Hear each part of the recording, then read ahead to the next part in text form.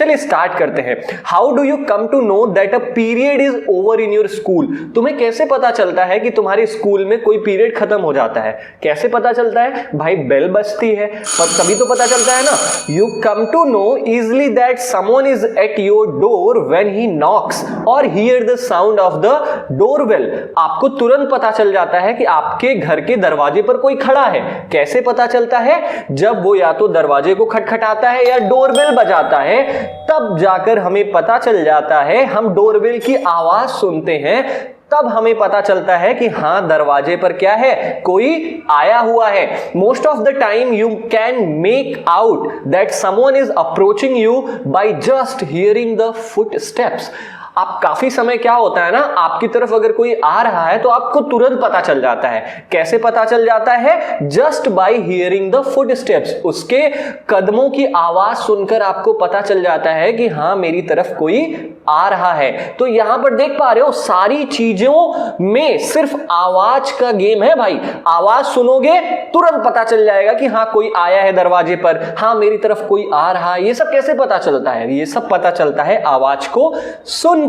You might have played a game called hide and seek. In this game, a person is blindfolded and has to catch the remaining players. तुमने लुका छुपी का game खेला है? भाई खेला नहीं है तो देखा तो जरूर होगा ना। इस गेम में क्या होता है? A person is blind folded. एक इंसान के आंखों पर पट्टी बांध दी जाती है और उसे बाकी प्लेयर्स को पकड़ना होता है। अब आपने देखा होगा कि how is the blindfolded person able to guess which player is closest to her? तुमने कभी सोचा कि कैसे आंख में पट्टी बंधी है उसके बावजूद वो इंसान कैसे दूसरे प्लेयर्स को पकड़ लेता है? तो भाई ऐसे पकड़ता है कि उसके करीब जो भी प्लेयर होता है वो कुछ ना कुछ आवाज करता है, हिलने डुलने की आवाज करेगा। आवाज आती है, तुरंत जिसके आंख में पट्टी होती है वो पकड़ लेता है और वहीं पर गेम खत्म हो जाता है। तो यहां पर देख रहे हो सब गेम किस चीज का है? आवाज का है। Sound plays an important role in our lifes. It helps us to communicate with each other. जो आवाज होती है ना वो बहुत ही महत्वपूर्ण रोल प्ले करती है हमारी जिंदगी में। आवाज ना हो तो जिंदगी जो है भाई सूनी सूनी सी हो जाएगी। क्यों? It help us to communicate with each other. आवाज के मदद से ही हम एक दूसरे से बातें कर पाते हैं। अगर कोई गूंगा हो तो क्या आप उससे बात कर पाओगे? कर पाओगे, लेकिन बहुत कम चीजें उसकी समझ में आएंगी। ठीक है। We hear a variety of sounds in our surrounding. हम अपनी डे टू डे लाइफ में ना अपने अगल बगल कई तरीके की आवाजें सुनते हैं। Make a list of sounds you here in your surrounding. आपको क्या करना है? आपको वो सारी आवाजों का लिस्ट बनाना है जो आप अपने अगल बगल सुनते हो। जैसे आपकी मम्मी पूजा करते टाइम बेल बजाती है तो आप उसको भी अपने लिस्ट में डाल लो। आपके पापा गेट खोलने के लिए हॉर्न बजाते हैं, आप उसको भी अपने लिस्ट में डाल लो। आप गाना सुनते हो तो वो भी तो एक आवाज है ना, आप उसको भी लिस्ट में डाल लो। तो ऐसी लिस्ट बनानी है और अगल बगल आपके वातावरण में जो जो आवाजें आप सुनते हो उसकी एक लिस्ट बनानी है। ठीक है। In the music room of your school you hear the sounds produced by musical instruments like flute, tabla and harmonium. आप अपने स्कूल के म्यूजिक रूम में जाते हो, आप वहां पर कई प्रकार की आवाजें सुनते हो। आप वहां पर बांसुरी की आवाज सुनते हो, आप वहां पर तबला की आवाज सुनते हो, आप वहां पर हारमोनियम की आवाज सुनते हो। ये सब क्यों सुनाई देता है भाई? अब ये सारी चीजों को पढ़कर ना हमारे दिमाग में बहुत सारे क्वेश्चंस आ रहे होंगे। कैसे questions? How is sound produce? ये आखिरकार ये आवाज, जैसे अभी पीछे एक आवाज आ रही है, गाड़ी स्टार्ट हुई है, तो ये आवाज आ कैसे रही है? How does it travel from one place to another? ये आवाज किसी के मुंह से निकलती है और किसी के कानों तक कैसे ट्रैवल करती है, कैसे पहुंचती है? How do we hear sound? आखिरकार हम आवाज को सुनते कैसे हैं? Why are some sounds louder than others? आपने देखा होगा कि कुछ आवाज धीरे होती है, कुछ आवाज तेज होती है। ऐसा क्यों होता है यार कि कि कोई आवाज स्लो होती है, कोई आवाज लाउड होती है। We shall discuss such questions in this chapter. हम इस पर्टिकुलर चैप्टर में ना यार तुम्हारे इन्हीं सारे क्वेश्चंस के आंसर करने वाले हैं। तो आपका ये देखो, यहां पर बहुत सारी म्यूजिकल इंस्ट्रूमेंट्स रखी गई है, जैसे ये वाला देखो हारमोनिया रखी गई है, और यहां पर देखो तबला रखा गया है, ये सरस्वती माता का सितार रखा गया है, ये बांसुरी रखी गई है कृष्ण भगवान की। ठीक है, अब देखो जो सबसे पहला क्वेश्चन था कि साउंड प्रोड्यूस कैसे होता है, सबसे पहले हम इसके बारे में जानेंगे कि sound is produced by a vibrating body. अगर कोई भी चीज कंपन कर रही है, अगर कोई भी चीज वाइब्रेट कर रही है, तभी आवाज निकलती है। इस चीज को हम डिटेल में पढ़ते हैं इस टॉपिक में। Touch the school bell when not in use, what do you feel? Again touch it when producing sound, can you feel it vibrating? आपसे कह रहा है कि आपका जो स्कूल बेल है, अभी तो स्कूल बंद है, जब स्कूल खुलेगा ना तो क्या करना आप, जब स्कूल बेल बज नहीं रहा होगा, जब स्कूल बेल ऐसे ही लटका होगा ना, तब उसको अपने फिंगर से टच करो। तुम्हें क्या महसूस होता है? भाई कुछ भी नहीं महसूस होगा। अब वो जब आवाज ही नहीं कर रहा है तो महसूस क्या होगा? हमें कुछ भी महसूस नहीं होगा। ठीक है, again touch it when producing sound, दोबारा उस बेल को टच करो जब उस बेल में से आवाज निकल रही हो। जो आपके पियोन है ना आपके स्कूल के, जब उन्होंने बेल बजा लिया ना, तुरंत जाओ टच करो। तुम्हें कैसा महसूस होगा? Can you feel it vibrating? तुम्हें क्या वाइब्रेशन महसूस हो रही है? क्या तुम ये महसूस कर पा रहे हो कि उस बेल से वाइब्रेशन आ रही है, उस बेल से कंपन आ रही है? हाँ, ऐसा फील होगा। ये सारी चीजें क्यों होती हैं यार? क्यों आवाज आती है तो कोई चीज कांपने लगती है? चलो हम एक एक्टिविटी करते हैं, एक्टिविटी 13.1, बहुत ही मजेदार एक्टिविटी है।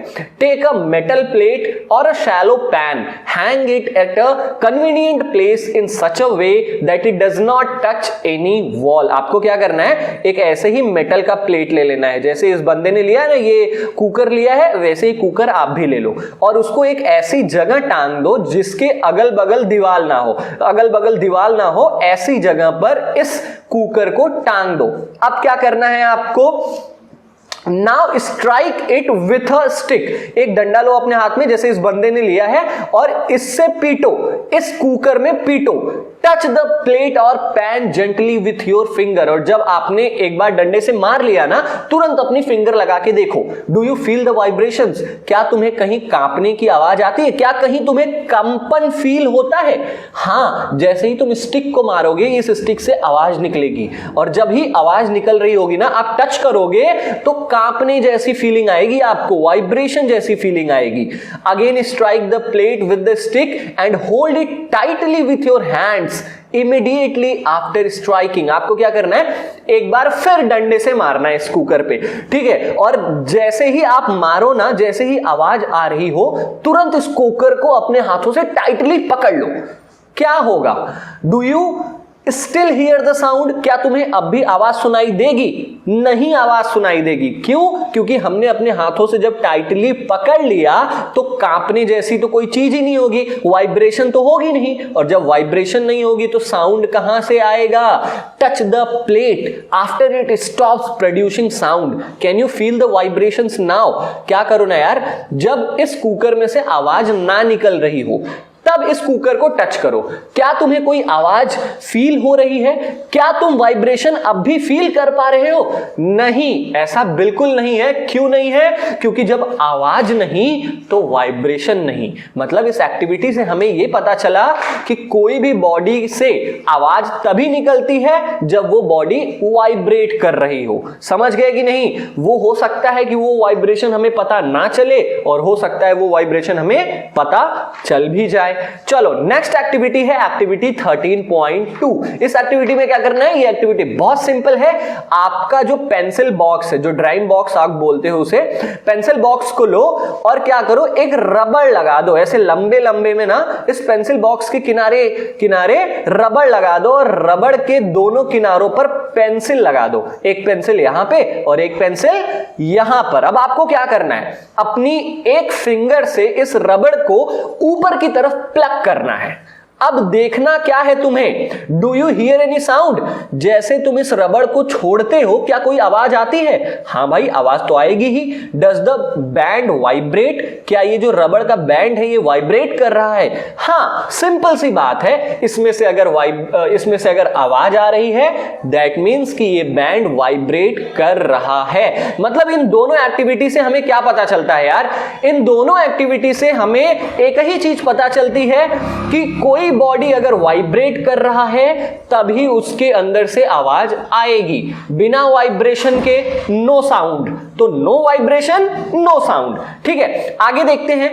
As you learn in class 7th the to and fro or back and forth motion of an object is called vibration. तुमने क्लास 7th में पढ़ा है भाई, पढ़ा है, नहीं याद है, कोई बात नहीं, हम बताते हैं कि वाइब्रेशन क्या होता है। द टू एंड फ्रो, आगे और पीछे जो मोशन होता है किसी भी ऑब्जेक्ट का, इसी को हम वाइब्रेशन कहते हैं। कोई भी बॉडी अगर आगे पीछे कर रही है, अगर कोई भी बॉडी आगे आ रही है फिर पीछे जा रही है, फिर आगे आ रही है फिर पीछे जा रही है, दैट मीन्स हम कह सकते हैं कि वो बॉडी क्या कर रही है? वाइब्रेट कर रही है। समझ में आया? जैसे ये रबड़ देखो, आप ऊपर की तरफ खींच दो, नीचे आएगी, फिर ऊपर आएगी, फिर नीचे जाएगी, फिर ऊपर आएगी, तो इस मोशन को हम क्या कहते हैं? हम वाइब्रेशन कहते हैं। समझ में आया? चलो आगे पढ़ते हैं कि when a tightly stretched band is plugged it vibrates and produces sound. इस रबर बैंड को जब हम खींचेंगे ना ऊपर की तरफ और छोड़ देंगे तो ये क्या करेगा? ये वाइब्रेट करेगा और इसकी वाइब्रेशन की वजह से साउंड प्रोड्यूस होगा।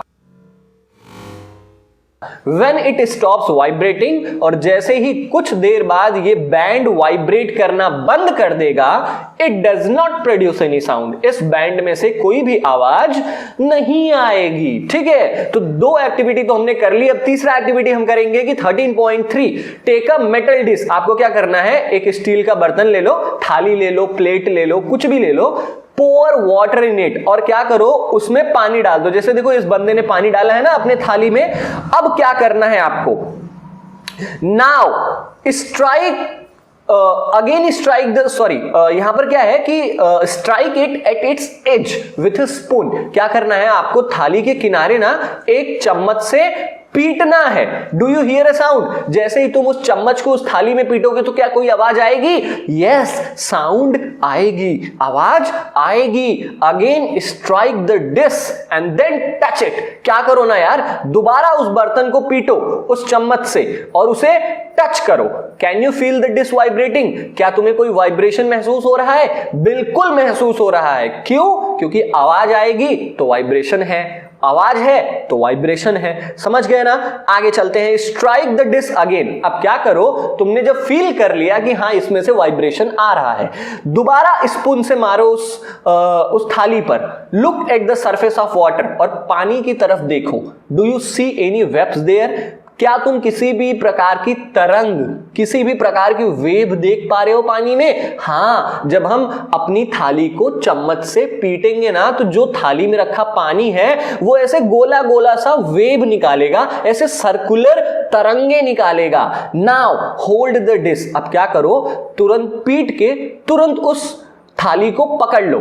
What change do you observe on the surface of water? जैसे ही तुम स्पून को उस थाली में पीटते हो तो जो पानी का सतह है उसमें क्या चेंज आता है? तो हम क्या बोलेंगे? सर्कुलर वेव्स आर क्रिएटेड, मतलब गोलाकार तरंगे निकल रही हैं। Can you explain the change? क्या तुम इस चेंज को एक्सप्लेन कर सकते हो? हाँ, हमने एक्सप्लेन कर दिया भाई कि ये सर्कुलर मोशन में वेव्स निकल रही हैं। Is there a hint to connect sound with the vibration of a body? क्या आप इस एक्टिविटी से कुछ कनेक्ट कर सकते हो? क्या कनेक्ट किया हमने? हमने कनेक्ट किया भाई कि जब हमने थाली को पीटा, जब आवाज निकल रही है और जैसे ही हमने उसे टच किया तो वाइब्रेट भी कर रहा है। मतलब जब बॉडी वाइब्रेट करेगा तब उसमें से साउंड निकलेगी, जब वाइब्रेट नहीं करेगा तब उसमें से साउंड नहीं निकलेगी। तो ये तीनों एक्टिविटी जो इस पर्टिकुलर पेज में था, ये आपको यही बताने की कोशिश कर रहा है कि जब भी किसी बॉडी में वाइब्रेशन होगी तब वो बॉडी साउंड निकालेगा। मतलब अगर वाइब्रेशन नहीं है तो साउंड नहीं निकलेगी। समझ गए ना? हमारे गले में भी वाइब्रेशन होता है। बोलते टाइम अपने गले को पकड़ के देखो, क्या कोई कंपन महसूस हो रही है? वाइब्रेशन फील हो रहा है? हाँ, बिल्कुल फील हो रहा है। ठीक है, we see that a vibrating object produces sound. हमने अब तक ये देखा कि जो भी बॉडी वाइब्रेट करती है वो साउंड प्रोड्यूस करती है। In some cases the vibrations are easily visible to us. कई बार हम वाइब्रेशन को देख पाते हैं, जैसे जो रबर बैंड वाला हमने एक्टिविटी किया ना, उसमें हम वाइब्रेशन को देख लेंगे।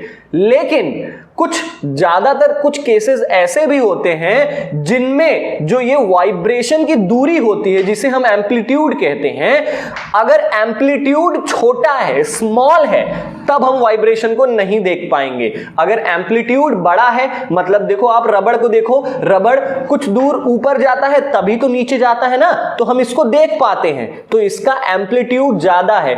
तो अगर हमें किसी भी बॉडी का एम्पलीट्यूड बड़ा है तभी हम उसके वाइब्रेशन को देख सकते हैं। अगर उसका एम्पलीट्यूड छोटा है तब हम उस वाइब्रेशन को नहीं देख सकते हैं, लेकिन हम उसे फील जरूर कर सकते हैं। वही यहां लास्ट वाले सेंटेंस में दिया गया है। तो आई होप आपको यहां तक समझ में आया होगा।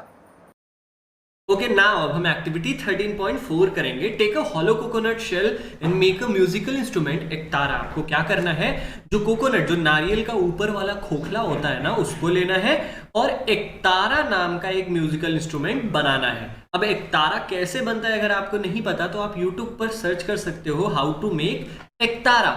ठीक है, और तुम इस एकतारा को, अगर ये नारियल का खोखला ना मिले ना, तो जो मिट्टी का दिया होता है गांव में, उसका भी यूज करके बना सकते हो। कुछ ऐसा होता है एकतारा, आप इसे देखकर ही बता दोगे कि कैसे बनेगा। तो आप इसको बना लो।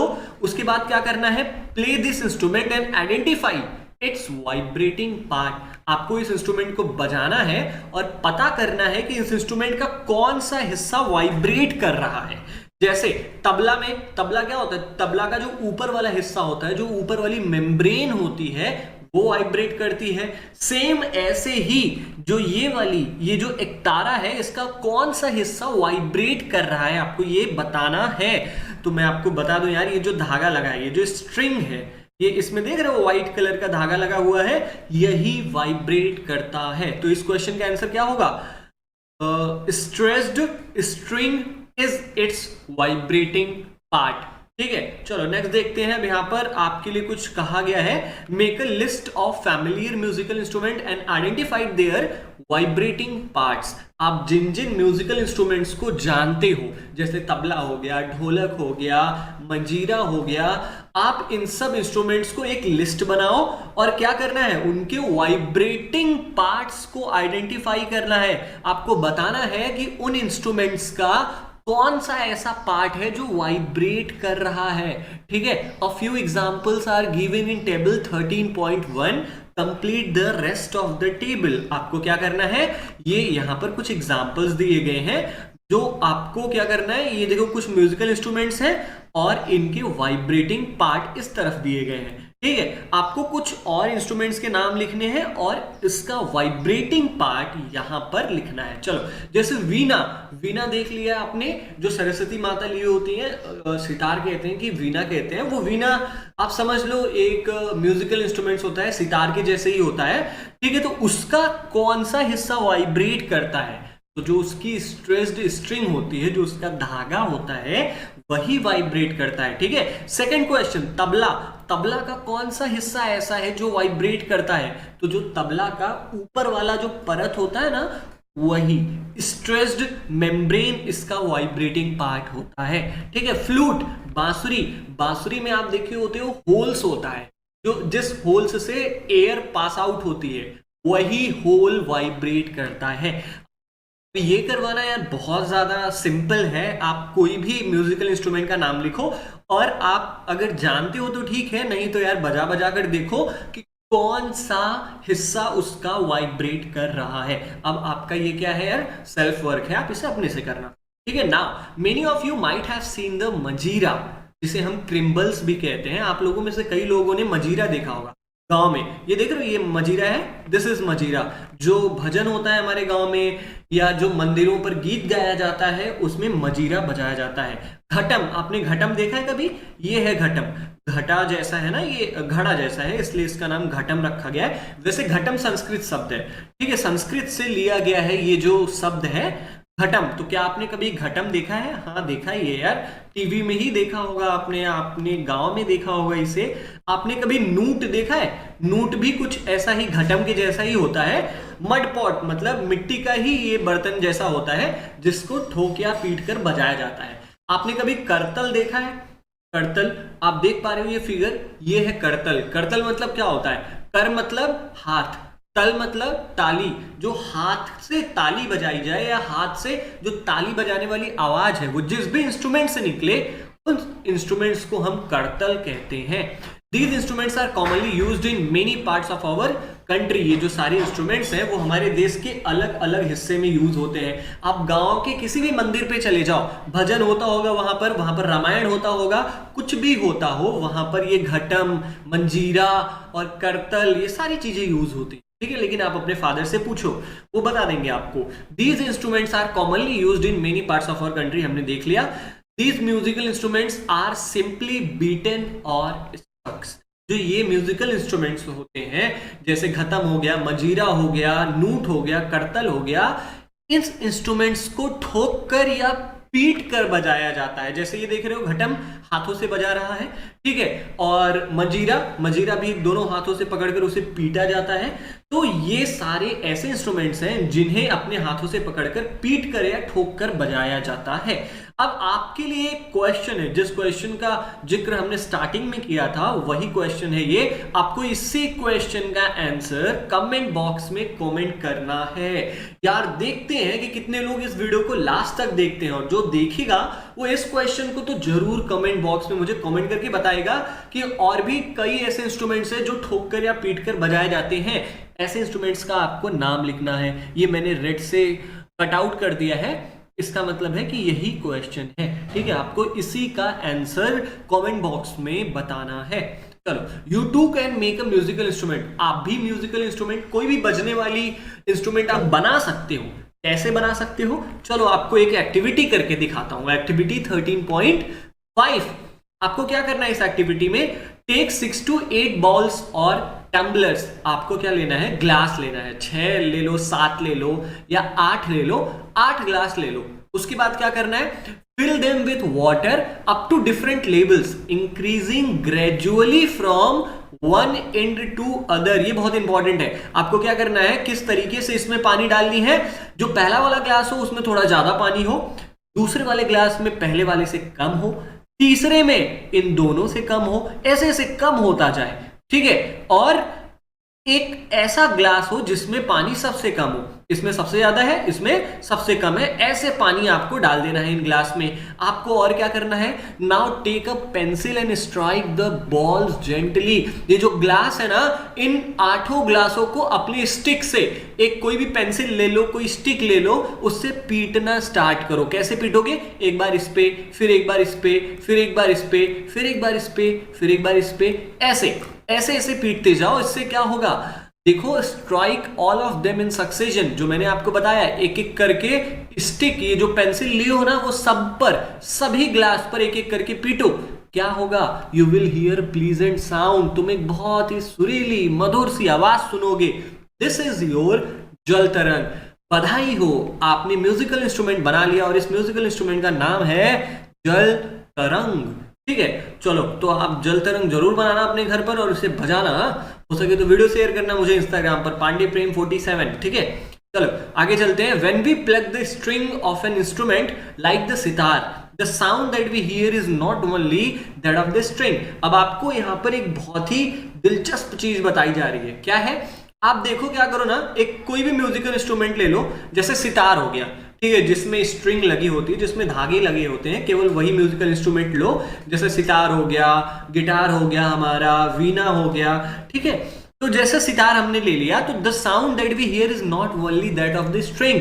जो सितार से आवाज निकलती है वो आवाज केवल सितार के धागे की आवाज नहीं होती है, बल्कि उस स्ट्रिंग के वाइब्रेशन से पूरा सितार वाइब्रेट करने लगता है, इसलिए the whole instrument is force to vibrate. पूरा सितार एक साथ बजने लगता है, केवल धागा बजता नहीं है।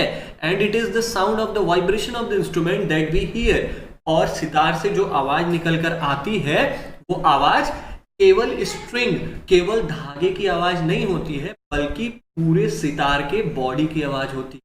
समझ में आया? Similarly when we strike the membrane of a mridangam, mridangam मतलब गांव में ढोलक बोलते हैं जिसे, अगर आपने मृदंगम देखा है ना, तो जब मृदंगम के दोनों तरफ अपने दोनों हाथों से हम पीटते हैं, the sound we hear is not only that of the membrane. जो हम आवाज सुनते हैं ना ढोलक की, वो आवाज केवल उस परत की नहीं होती जिस पर हम अपने दोनों हाथों से ठोकते हैं, बल्कि उस मेम्ब्रेन के वाइब्रेशन से पूरा ढोलक वाइब्रेट करने लगता है और हम पूरे बॉडी की आवाज सुनते हैं। ठीक है? आपने कभी भी मेम्ब्रेन या कभी भी किसी भी इंस्ट्रूमेंट के धागे की आवाज नहीं सुनी होगी, बल्कि पूरी उसके बॉडी की आवाज सुनी होगी। तो है ना इंटरेस्टिंग? चलो अब यहां पर ये लड़की है, ये टकले की गर्लफ्रेंड है ना, जो हमने पढ़ा था लास्ट पार्ट में। When we speak does any part of our body vibrate? ये पूछ रही है कि जब हम बोलते हैं तो हमारे शरीर का कोई हिस्सा, कोई पार्ट वाइब्रेट करता है? हाँ यार, मैंने तुम्हें पहले ही बताया, अपने गले को पकड़ के देखो, होता है ना कि वाइब्रेशन जैसा फील होता है। Line by line Hindi explanation. Speak loudly for a while और सिंग अ सॉन्ग। क्या करो ना यार, कुछ देर तक ना तो तुम थोड़ा तेज से बोलो, या ऐसे गाना गाओ, ला ला ला ला ला ला, या बज लाइक अ बी, या मधुमक्खी की तरह गुनगुनाओ। अब इतना करते टाइम तुम्हें करना क्या है? Put your hand on your throat as shown in figure 13.8। जैसे इस फिगर 13.8 में जैसे दिखाया गया है ना, वैसे अपने गले पर फिंगर्स रख लो। ठीक है? अब क्या करना है आपको? Do you feel any vibration? अपना जो फिंगर है वो जब अपने गले पे रखोगे ना यार, तब बोलो, आप कुछ भी बोलो। बोलते टाइम क्या आपको कोई वाइब्रेशन फील हो रहा है? सिंपल सी बात है, वाइब्रेशन फील हो रहा है। ये क्यों होता है, किसकी वजह से होता है, यही सारी चीजें हम पढ़ते हैं। In humans the sound is produced by the voice box और द लैरिंक्स। इंसानों में ना यार आवाज एक मशीन, एक जैसे मोबाइल में आवाज कहां से निकलती है? स्पीकर से निकलती है। सेम इंसानों के अंदर से आवाज कहां से निकलती है? वॉइस बॉक्स से, या जिसे हम लैरिंक्स भी कहते हैं। अब ये वॉइस बॉक्स कहां पर होता है? Put your fingers on the throat and find a hard bump that seems to move when you swallow। क्या करो यार ना आप, जैसे इस बंदे ने जैसे अपनी उंगली अपने गले पर रखी है ना, सेम आप भी क्या करो, अपनी उंगली को put your finger on the throat, अपने गले पर रखो। जब आप गले पे रखोगे ना तो आप देखोगे कि एक बहुत ही हार्ड, एक कड़ा सा उभरा हुआ एक बोन है जो कि मूव करता है। जब आप कोई चीज अंदर स्वेलो करते हो, जब आप कोई चीज अंदर निगलते हो, तो वो बोन मूव करता है।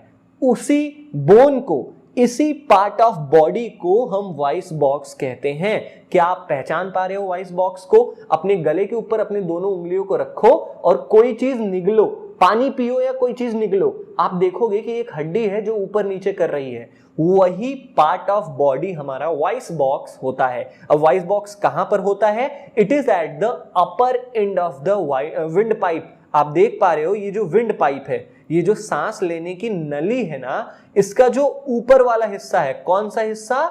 ये जो ऊपर वाला हिस्सा है, इसी ऊपर वाले हिस्से में हमारा वॉइस बॉक्स पाया जाता है। अब देखो वॉइस बॉक्स कैसा होता है यार। Two vocal cords are stretched across the voice box. Two vocal cords, ये एक वोकल कॉर्ड हो गई, ये दूसरी वोकल कॉर्ड हो गई। यहां पर कहा जा रहा है कि जो वॉइस बॉक्स होता है ना, वो पूरा घिरा होता है। किस चीज से घिरा होता है? वोकल कॉर्ड से घिरा होता है। इन सच अ वे, ये इस तरीके से घिरा होता है कि इसके बीच में एक पतली सी जगह खाली रह जाती है। और ये जगह क्यों खाली रहती है?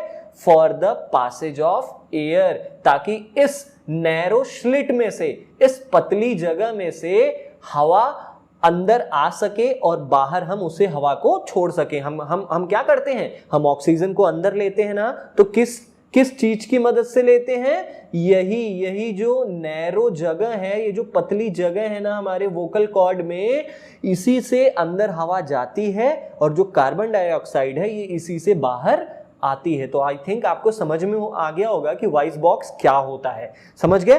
अब आगे पढ़ते हैं।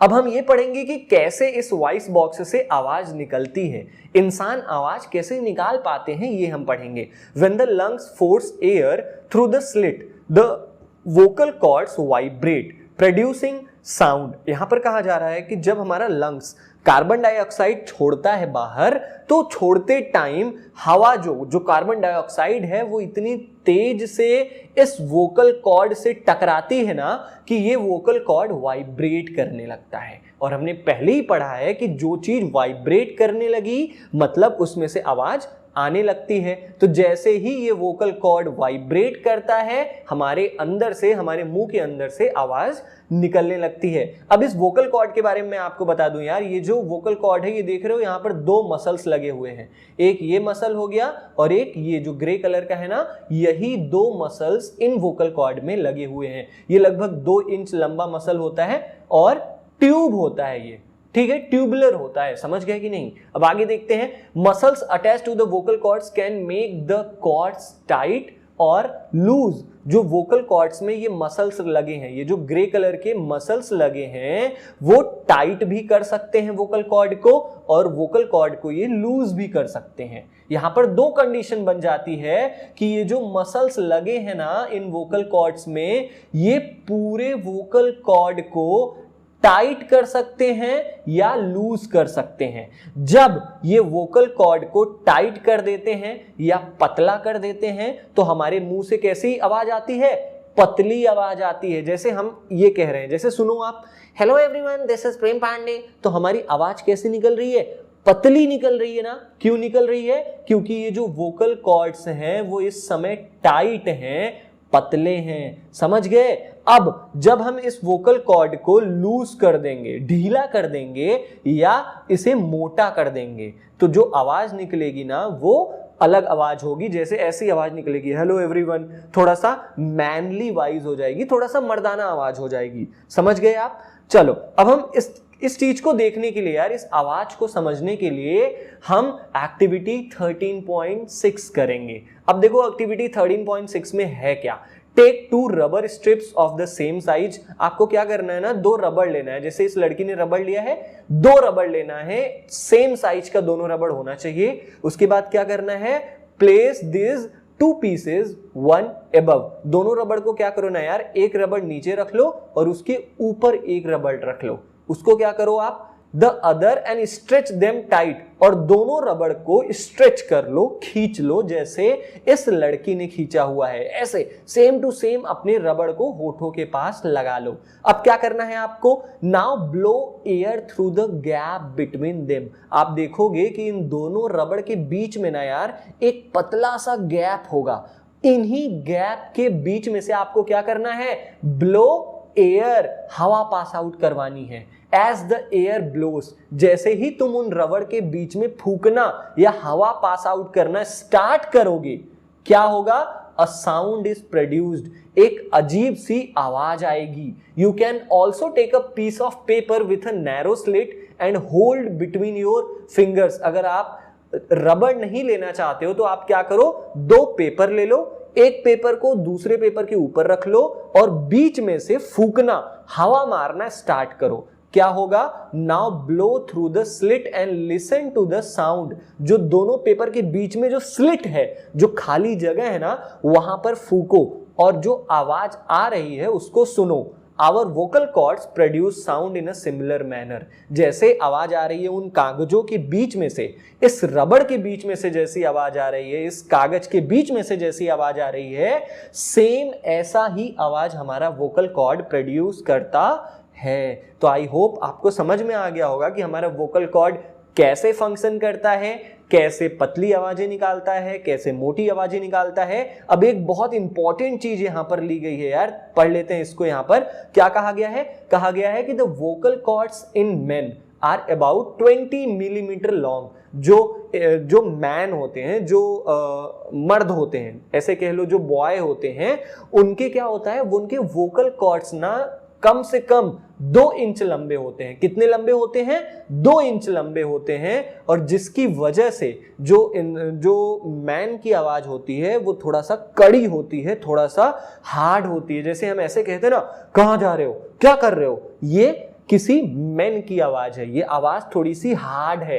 ये आवाज हार्ड क्यों है? क्योंकि जो मैन का वोकल कॉर्ड होता है वो 2 इंच लंबा होता है। समझ गए? और वहीं विमेंस में, वहीं औरतों में क्या होता है, जो ये वोकल कॉर्ड होता है वो 5 मिलीमीटर कम होता है। मतलब केवल 1.5 इंच का वोकल कॉर्ड होता है। तो जो वोकल कॉर्ड अगर औरतों का छोटा है तो इनकी आवाज भी पतली निकलती है।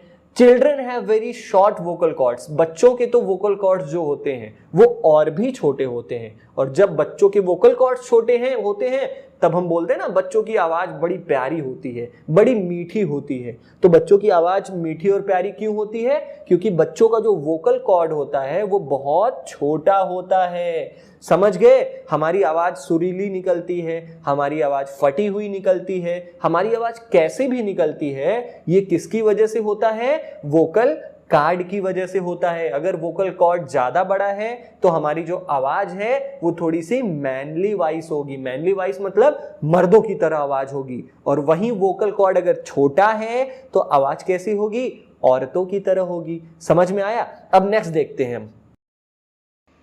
ओके, तो हमारा नेक्स्ट पॉइंट आता है, sound needs a medium for propagation. मतलब आवाज को एक मीडियम, एक माध्यम चाहिए ट्रैवल करने के लिए। प्रोपोगेशन का मतलब है अगर मुंह से आवाज निकलती है तो किसी के कानों तक पहुंचने के लिए आवाज को एक मीडियम चाहिए। चाहे वो मीडियम सॉलिड हो, चाहे वो लिक्विड हो, चाहे वो गैस हो, लेकिन एक मीडियम चाहिए आवाज को एक जगह से दूसरी जगह पर ट्रैवल करने के लिए। जैसे यार आप ही अब देख लो, आपको बनारस से दिल्ली जाने के लिए या तो ट्रेन या तो बस पकड़नी पड़ेगी कि नहीं? तो ये जो ट्रेन है और बस है ये आपका मीडियम का काम कर रही है। सेम ऐसे ही जब आवाज मुंह से निकलती है तो वो किसी ना किसी मीडियम से होकर किसी के कानों तक पहुंचती है। अब उन्हीं मीडियम्स के बारे में हम इस पर्टिकुलर टॉपिक में जानेंगे। चलिए स्टार्ट करते हैं। When you call up your friend who is standing at a distance, your friend is able to hear your voice. How does the sound travel to her? अब यहाँ पर आपसे कहा जा रहा है कि अगर कोई दोस्त आपका दूर पर खड़ा है और अगर आप उसे बुला रहे हो, your friend is able to hear your voice. तुम्हारी आवाज तुम्हारा दोस्त सुन लेता है। ऐसा कैसे हो जाता है कि तुम दूर से अपने दोस्त को बुला रहे हो और तुम्हारा दोस्त आवाज को सुन ले रहा है? कैसे ये ऐसा हो रहा है? चलो इसको जानने के लिए हम एक्टिविटी 13.7 देखेंगे। इस एक्टिविटी में क्या है? टेक अ मेटल और ग्लास टम्बलर। आपको क्या करना है? एक ग्लास का, एक शीशे का आपको क्या लेना है? ग्लास लेना है। उसके बाद क्या करना है? याद रहे कि ये जो ग्लास है वो बहुत सूखा रहे, इसमें पानी की मात्रा बिल्कुल भी ना रहे। अब आपको क्या करना है? इस ग्लास में आपका अपना फोन जो है अंदर डाल देना है। याद रहे जब भी आप फोन ग्लास के अंदर डालो ना तो ग्लास के अंदर पानी नहीं होना चाहिए, नहीं तो आपका फोन क्या होगा? खराब हो जाएगा। ठीक है? Ask your friend to give a ring on this cell phone from another cell phone. Listen to the ring carefully. अब अपने दोस्त से कहो ना कि आपको इस फोन पर, इस फोन नंबर पर कॉल करे। और जब आपका दोस्त फोन करे ना तो जब आवाज निकलने लगे तो उस आवाज को सुनो कि ग्लास के अंदर फोन रखने से कैसी आवाज आती है। अब आपको क्या करना है? Now surround the rim of the tumbler with your hands. अब क्या करो ना, ये पूरा जो मुंह है ना ये ग्लास का, उसको ढक लो। कैसे ढक लो? अपने हाथों से ढक लो। उसके बाद क्या करो?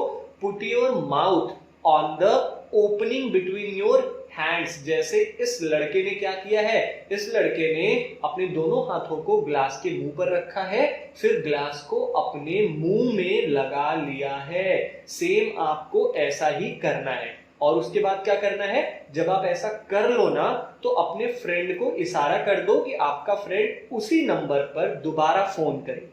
Listen to the ring while sucking air from the tumbler. जब इस बार आपका दोस्त फोन करे ना क्या करो, सेम जैसे ये लड़का कर रहा है वैसे उस ग्लास से हवा को सोखने की कोशिश करो, सक करने की कोशिश करो। अब जब आप ऐसा करोगे तो क्या होगा, does the sound become fainter as you suck it?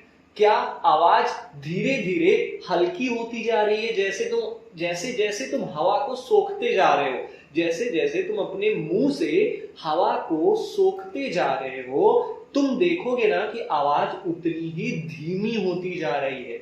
ऐसा क्यों है, चलो हम इसके बारे में आगे जानेंगे, लेकिन उसके पहले आपको क्या करना है, remove the tumbler from your mouth. अपने मुंह से क्या करो, ग्लास को नीचे निकाल दो। अब फिर अपने दोस्त से कहो कि आपको फोन करे। क्या आवाज तेज हुई? जितना मुंह में हवा खींचने के टाइम जितनी आवाज आ रही थी, क्या उससे आवाज कहीं तेज हुई कि नहीं हुई है? तो इस एक्टिविटी से यार हमने ये जाना कि जब हम ग्लास से एयर का अमाउंट कम कर रहे थे तो आवाज भी धीरे धीरे कम हो रही थी, और वहीं पर जब एयर का अमाउंट पर्याप्त था उस ग्लास में तो आवाज उस ग्लास से एकदम मस्त आ रही थी, लाउड आ रही थी। मतलब साउंड को एयर में ट्रेवल करने के लिए हवा चाहिए ही चाहिए। बिना हवा के साउंड हम एक जगह से दूसरे जगह ट्रेवल नहीं करा सकते हैं। यही इस एक्टिविटी में हमने सीखा। अब चलो आगे देखते हैं। Can you think of an explanation? ऐसा क्यों हुआ? क्यों जब आपने मुंह में ग्लास लगा के हवा को सोखना स्टार्ट किया, सक करना स्टार्ट किया, तो क्यों उस फोन से आवाज आना कम हो गई? और जैसे ही आपने ग्लास को नीचे उतार के रख दिया तो उस फोन से आवाज तेज हो गई। ऐसा क्यों होता है? Can you think of an explanation? क्या तुम इसका कोई एक्सप्लेनेशन दे सकते हो कि ये क्यों होता है? अब चलो मैं बताता हूं क्या होता है। शायद is it possible that the decreasing amount of air in the tumbler had something to do with decreasing loudness of the ring? आपने ध्यान दिया होगा यार, जैसे जैसे उस ग्लास से मुंह लगाकर आप हवा को अंदर सोख रहे थे, मतलब जैसे जैसे हवा उस ग्लास में कम होता जा रहा था वैसे वैसे फोन से आवाज कम होती जा रही थी। तो क्या इन दोनों का कोई रिलेशन है क्या? मतलब जितना कम हवा उतना कम आवाज, जितना ज्यादा हवा उतना ज्यादा आवाज। तो हमें इससे कुछ ना कुछ तो पता चला ना कि जहां पर एयर है केवल आवाज वहीं तक पहुंच सकती है। क्यों? क्योंकि भैया आवाज को पहुंचाने वाला जो माध्यम है, जो मीडियम है, वो क्या है? एयर है। जब एयर ही नहीं रहेगा तो आवाज एक जगह से दूसरी जगह तक नहीं पहुंचेगा। चलो अब आगे पढ़ते हैं। Indeed, if you had been able to suck all the air in the tumbler, the sound would stop completely. अब एक बहुत इंटरेस्टिंग सी बात यहाँ पर बताई गई है कि जैसे ही यार ये लड़का या जो तुम हो, जैसे ही तुम ग्लास से हवा को अपने मुंह के अंदर खींच रहे हो, आप देखोगे एक ऐसा समय आएगा ना जब उस ग्लास में बिल्कुल हवा नहीं रह जाएगी। तब क्या होगा? जो आवाज अब धीरे धीरे आ रही थी ना वो बिल्कुल आना बंद हो जाएगी। ऐसा क्यों होगा? क्योंकि सारा हवा तो आपने अपने मुंह के अंदर सोख लिया, ग्लास में तो हवा है नहीं। तो जब हवा नहीं है, जब मीडियम कोई नहीं है, तो आवाज कैसे आएगी? मतलब हमें यहाँ पर फिर वही पता चलता है कि आवाज को एक जगह से दूसरी जगह ट्रैवल करने में मीडियम की जरूरत पड़ती है, और वो मीडियम का काम कौन कर रहा है? एयर कर रहा है। तो नो एयर नो साउंड। समझ गए? Actually sound needs a medium to travel. आखिरकार हमें बता ही दिया गया कि जो आवाज है ना, आवाज को एक मीडियम चाहिए। जैसे हम बस, गाड़ी, ट्रेन, एरोप्लेन से चढ़कर एक जगह से दूसरी जगह जाते हैं, वैसे ही आवाज को एक मीडियम, एक बस, गाड़ी और ऐसी चीज चाहिए जो एक जगह से दूसरी जगह तक उसे पहुंचा दे।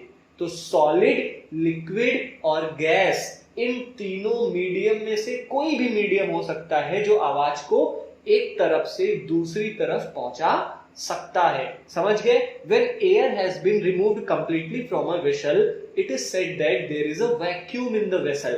जब ये जो ग्लास है, जब इस ग्लास में से पूरी तरीके से हवा को हम अपने मुंह के अंदर सोख लेंगे, तो हम इस ग्लास को क्या बोलेंगे कि इस ग्लास में बिल्कुल भी एयर नहीं रह गया है, या ये ग्लास जो है वो खाली है, वैक्यूम है। वैक्यूम का मतलब जानते हो, जहां पर बिल्कुल कुछ भी ना हो, ना हवा ना पानी ना कुछ भी ना हो, जहां पर उस जगह को हम वैक्यूम कहते हैं।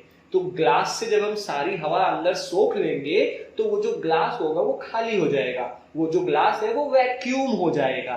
और the sound can not travel through a vacuum, और जब ग्लास खाली हो गया तो आवाज तो आएगी ही नहीं। क्यों? क्योंकि भाई आवाज को एक जगह से दूसरी जगह जाने के लिए मीडियम की जरूरत है, लेकिन ये जो ग्लास है इस ग्लास में कुछ भी नहीं है, ना एयर है ना पानी है ना सॉलिड है, कुछ भी नहीं है, कोई भी मीडियम नहीं है। तो जब कोई भी मीडियम नहीं है तो आवाज ट्रेवल नहीं करेगी। चलो आगे देखते हैं, does sound travel in liquids? दूसरा क्वेश्चन आपसे पूछ रहा है, हमने ये देख लिया कि हवा की वजह से आवाज हमारे मुंह से निकलती है और किसी के कानों तक पहुंचती है, ठीक है। अब हम देखेंगे कि क्या लिक्विड्स में से भी आवाज आ सकती है, मतलब अगर हम पानी के अंदर अपनी कान लगा के सुने तो क्या कोई आवाज आएगी हमें? यही इस एक्टिविटी से हम पता करेंगे। एक्टिविटी 13.8। इस एक्टिविटी में क्या है, आपको क्या करना है, एक बाल्टी लेनी है या नहाने वाला टब लेना है, जैसे इस बंदे ने लिया है। उसके बाद क्या करना है, fill it with clean water, इसमें ना साफ पानी भर दो।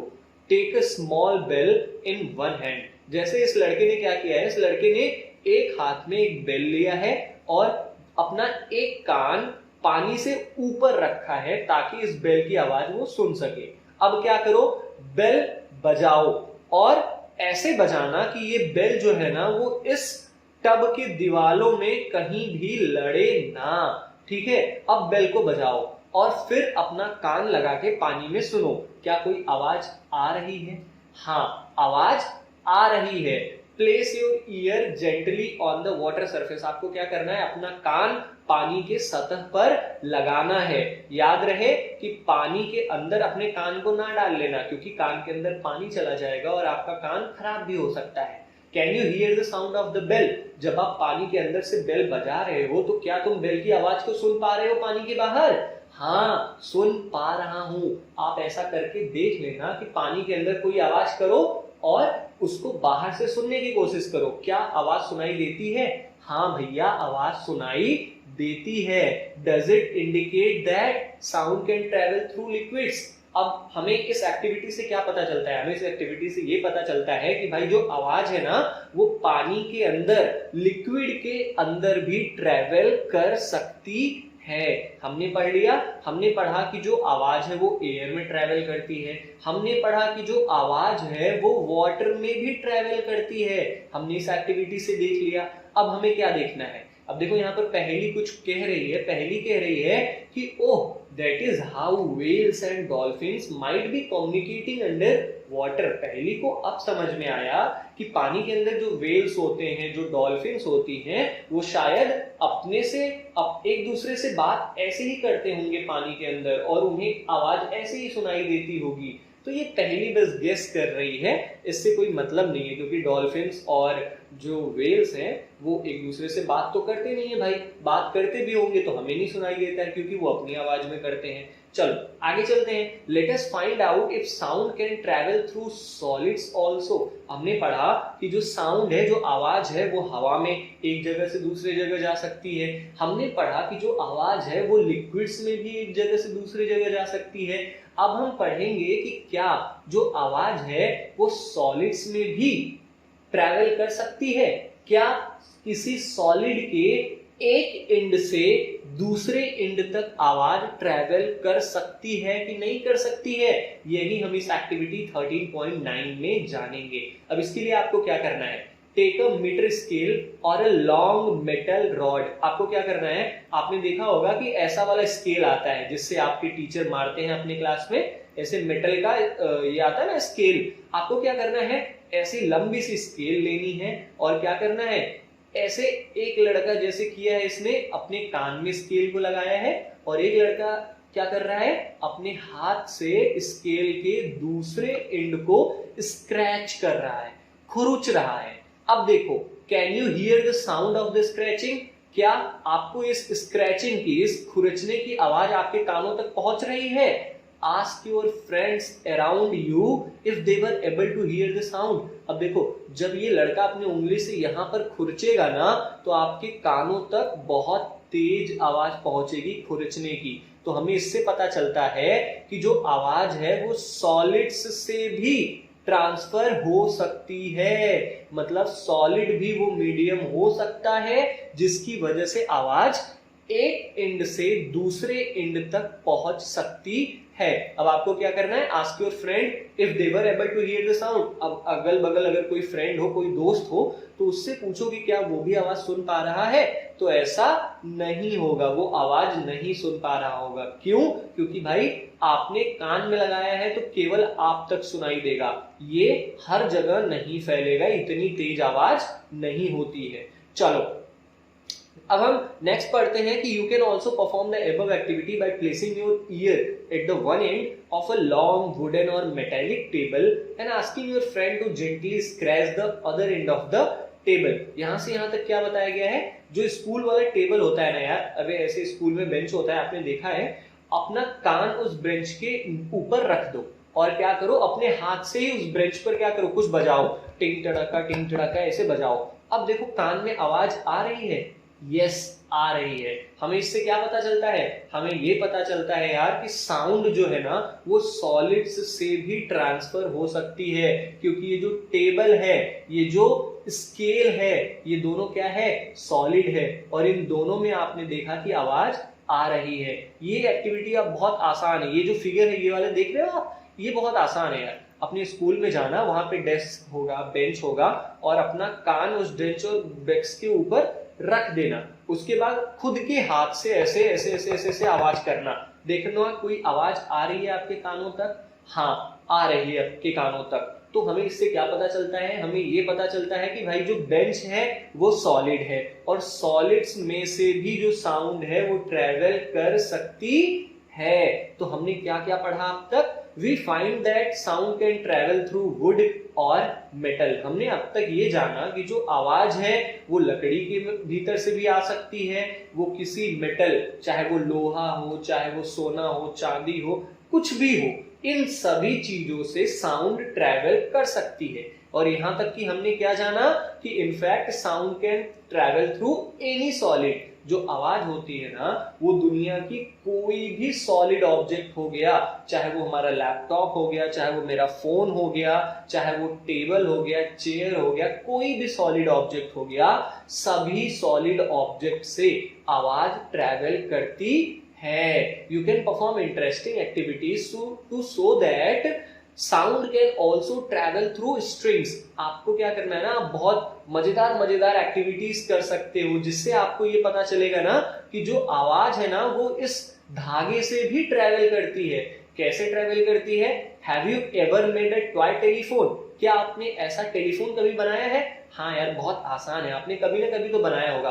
क्या करो, दो प्लास्टिक का ग्लास लो, एक ये प्लास्टिक का ग्लास लिया है, एक ये प्लास्टिक का ग्लास लिया है, इसको ना ऐसे बांध दो, दोनों को एक धागे से बांध दो, और एक बोलो और एक सुनो, देखो आवाज आ रही है। हाँ भाई आवाज आ रही है। इससे हमें क्या पता चलता है? इससे हमें ये पता चलता है कि जो साउंड है ना कैन ट्रैवल थ्रू स्ट्रिंग्स। जो आवाज है वो धागों में से भी एक जगह से दूसरे जगह तक ट्रांसफर हो सकती है। चलो अब आपने ये बच्चों वाला जो टेलीफोन है वो कभी ना कभी तो बनाया ही होगा यार, अगर नहीं बनाया तो अभी बना लो। We have learned so far that vibrating objects produce sound. हमने बहुत पहले ही पढ़ा है कि जो चीज वाइब्रेट करती है वही चीज आवाज करती है। जैसे हमारा फोन वाइब्रेट करता है तभी आवाज करता है, हमारा गला वाइब्रेट करता है तभी हमारे मुंह के अंदर से आवाज निकलती है। ठीक है, तो बहुत सारी चीजें हैं, मतलब हमें आखिरकार हमने ये जाना कि जो चीज वाइब्रेट करती है केवल उसी के अंदर से आवाज निकलती है, and it is carried in all direction. और अगर एक बार आवाज मुंह के अंदर से निकल गई या किसी भी चीज से अगर आवाज निकल गई, चाहे वो फोन से आवाज निकल रही हो, चाहे वो हमारे मुंह से आवाज निकल रही हो, कहीं से भी आवाज निकल रही हो, वो हर दिशा में फैल जाती है, और फैलती किसकी वजह से है? मीडियम की वजह से फैलती है। जो हमारे अगल बगल हवा है, जो हमारे अगल बगल एयर है ना, वो हमारी आवाज को चारों तरफ फैला देता है। How do we hear it? अब हमने ये जाना यार कि हमारी जो आवाज है वो मुंह से निकल जाती है और हर डायरेक्शन में फैल जाती है, लेकिन हम इस हवा को, इस आवाज को सुनते कैसे हैं? अब ये एक बहुत बड़ा क्वेश्चन है। चलो नेक्स्ट पॉइंट है हमारा 13.4। अब इसमें हम क्या जानेंगे? इसमें हम जानेंगे कि we hear sound through our ears. हम अपने कानों से आवाज सुनते हैं। ये तो बहुत छोटी सी चीज है यार, अपने कानों से ही तो आवाज सुनेंगे ना, लेकिन कान के अंदर ऐसा क्या होता है जिसकी वजह से हम आवाज सुन पाते हैं? चलो अब ये भी देख लेते हैं हम। The shape of the outer part of the year is like a funnel. जो हमारे कान का बाहरी हिस्सा होता है ना, वो एक फनल की तरह होता है। आपने कभी मिट्टी का तेल डालने वाला कुप्पी देखा है? फनल देखा है? सेम उसी के आकार का हमारा कान होता है बाहर से। अब आपको क्या करना है? When sound inter in it, जब आपके कान के अंदर कोई भी आवाज जाती है, it travel down a canal at the end of which a thin membrane is stretched tightly. चलो मैं आपको ईयर का फिगर दिखा देता हूं। यहाँ पर ईयर का फिगर है, ये कह रहा है कि ये देखो, ये ईयर का बाहरी हिस्सा है, ये कान का बाहरी हिस्सा है। जब कोई भी आवाज आपके कान के बाहरी हिस्से में इंटर करती है, प्रवेश करती है, तो एक कैनल होती है, ये जो पाइप होती है, इस पाइप से होते हुए ये आवाज कहाँ जाती है? ये जो येलो कलर का मेम्ब्रेन लगा है ना, ये येलो कलर की एक परत लगी है, जिसको हम कान का पर्दा भी बोलते हैं या ईयर ड्रम भी बोलते हैं इंग्लिश में। यहां तक ये आवाज पहुंचती है। उसके बाद क्या होता है? It is called ear drum. ये जो मेम्ब्रेन हम देख रहे हैं यहाँ पर येलो कलर का, इसी मेम्ब्रेन को, इसी परत को हम कान का पर्दा कहते हैं या हम ईयर ड्रम कहते हैं। अब ईयर ड्रम का काम क्या होता है? It performs an important function. जो ईयर ड्रम होता है एक बहुत ही महत्वपूर्ण काम करता है। वो कौन सा काम होता है? To understand what the eardrum does, let us build a tin can model of the eardrum. अब चलो इसको समझने के लिए ना हम एक एक्टिविटी करेंगे, एक्टिविटी 13.10। इस एक्टिविटी में आपको करना क्या है यार, मैं आपको बता देता हूं। एक प्लास्टिक का या टिन का आपको एक डब्बा लेना है, जैसे इसने लिया है, देख रहे हो डब्बे को? डब्बे को ऊपर से भी काट दो और डब्बे को नीचे से भी काट दो। अब क्या करना है आपको जो ऊपर वाला हिस्सा है, उस ऊपर वाले हिस्से में गुब्बारा लगा देना है। जैसे देखो इस बंदे ने भी गुब्बारा लगाया है, येलो कलर का गुब्बारा है, ऊपर से ढक दिया है। सेम ऐसे आप भी ढक दो। उसके बाद क्या करो, 2-4 चने का जो दाना होता है या मूंगफली का दाना होता है या गेहूं का दाना हो गया, वो उस बलून के ऊपर रख दो। अब नीचे से क्या करो, आवाज करो। देखो ये जो रबड़ के ऊपर ये जो ग्रेन्स हैं, क्या ये जंप करते हैं? ये क्यों जंप करेंगे भाई? ये इसलिए जंप करेंगे क्योंकि जब हम मुंह के अंदर से हवा फूंक रहे हैं तो ये हवा इस रबड़ तक पहुंच रही है, जिसकी वजह से इनमें वाइब्रेशन हो रही है। सेम इसी तरीके से हमारे कान के अंदर की चीजें होती हैं। कैसे? मान लो जहां से ये आवाज आ रही है, ये कान का ऊपरी वाला हिस्सा हो गया, बाहर का हिस्सा हो गया। ये कान का पाइप हो गया जहां से आवाज अंदर इस कान के पर्दे तक पहुंच रही है। अब इस बलून को मान लो कि ये कान का पर्दा है, ठीक है? तो जो ऊपर रखी हुई चीज है वो वाइब्रेट करती है, जिससे आवाज हम सुन पाते हैं। चलो, the ear drum is like a stressed rubber seat. हमें यहां से स्टार्ट करना है। पिछले पूरे चैप्टर का बैकग्राउंड हम पार्ट 1 और 2 में पढ़ चुके हैं। The ear drum is like a stressed rubber seat. अगर आपने ये वाली एक्टिविटी की होगी, जैसे ये चिंटू कर रहा है। चिंटू क्या किया? चिंटू ने एक कोल्ड ड्रिंक की बोतल ले ली, ये माजा का बोतल लग रहा है पूरा, ठीक है? ऊपर से उसको कट कर दिया और नीचे से उसको कट कर दिया। अब क्या किया इसने? ऊपर से इसने गुब्बारे को स्ट्रेच करके, गुब्बारे को खींच करके लगा दिया और उस गुब्बारे पर कुछ ग्रेन्स रख दिए, उसने कुछ चने के दाने रख दिए, कुछ गेहूं के दाने रख दिए और नीचे से आवाज कर रहा है। और जैसे इसने आवाज की तो इसने देखा कि ये रबर सीट वाइब्रेट कर रहा है, जिसकी वजह से दाने ऊपर नीचे, ऊपर नीचे कर रहे हैं। ठीक है, अब हमें ये बहुत रिलेट करने वाला है यहां पर। The ear drum is like a stressed rubber seat, जो हमारे कान का पर्दा होता है ना, वो उसी खिंचे हुए गुब्बारे की तरह होता है। Sound vibrations make the ear drum vibrate, जैसे यहां से आवाज निकल रही है तो यहां वाइब्रेशन हो रही है ना, वैसे ही यहां से आवाज, हमारे कानों के अंदर आवाज आती है तो इस रबर से हमारे कान के पर्दे जो होते हैं वो वाइब्रेट करने लगते हैं। ठीक है, समझ में आया? The eardrum sends vibration to the inner ear, उसके बाद इस कान के पर्दे से, ये जो ईयर ड्रम है, इससे जो वाइब्रेशन होती है वो इनर ईयर तक पहुंचती है। फिर इनर ईयर हमारा, जो इनर हमारा अंदरूनी कान होता है, वो सिग्नल भेजता है ब्रेन को, और इस तरीके से हमें कोई भी आवाज सुनाई देती है। समझ में आया?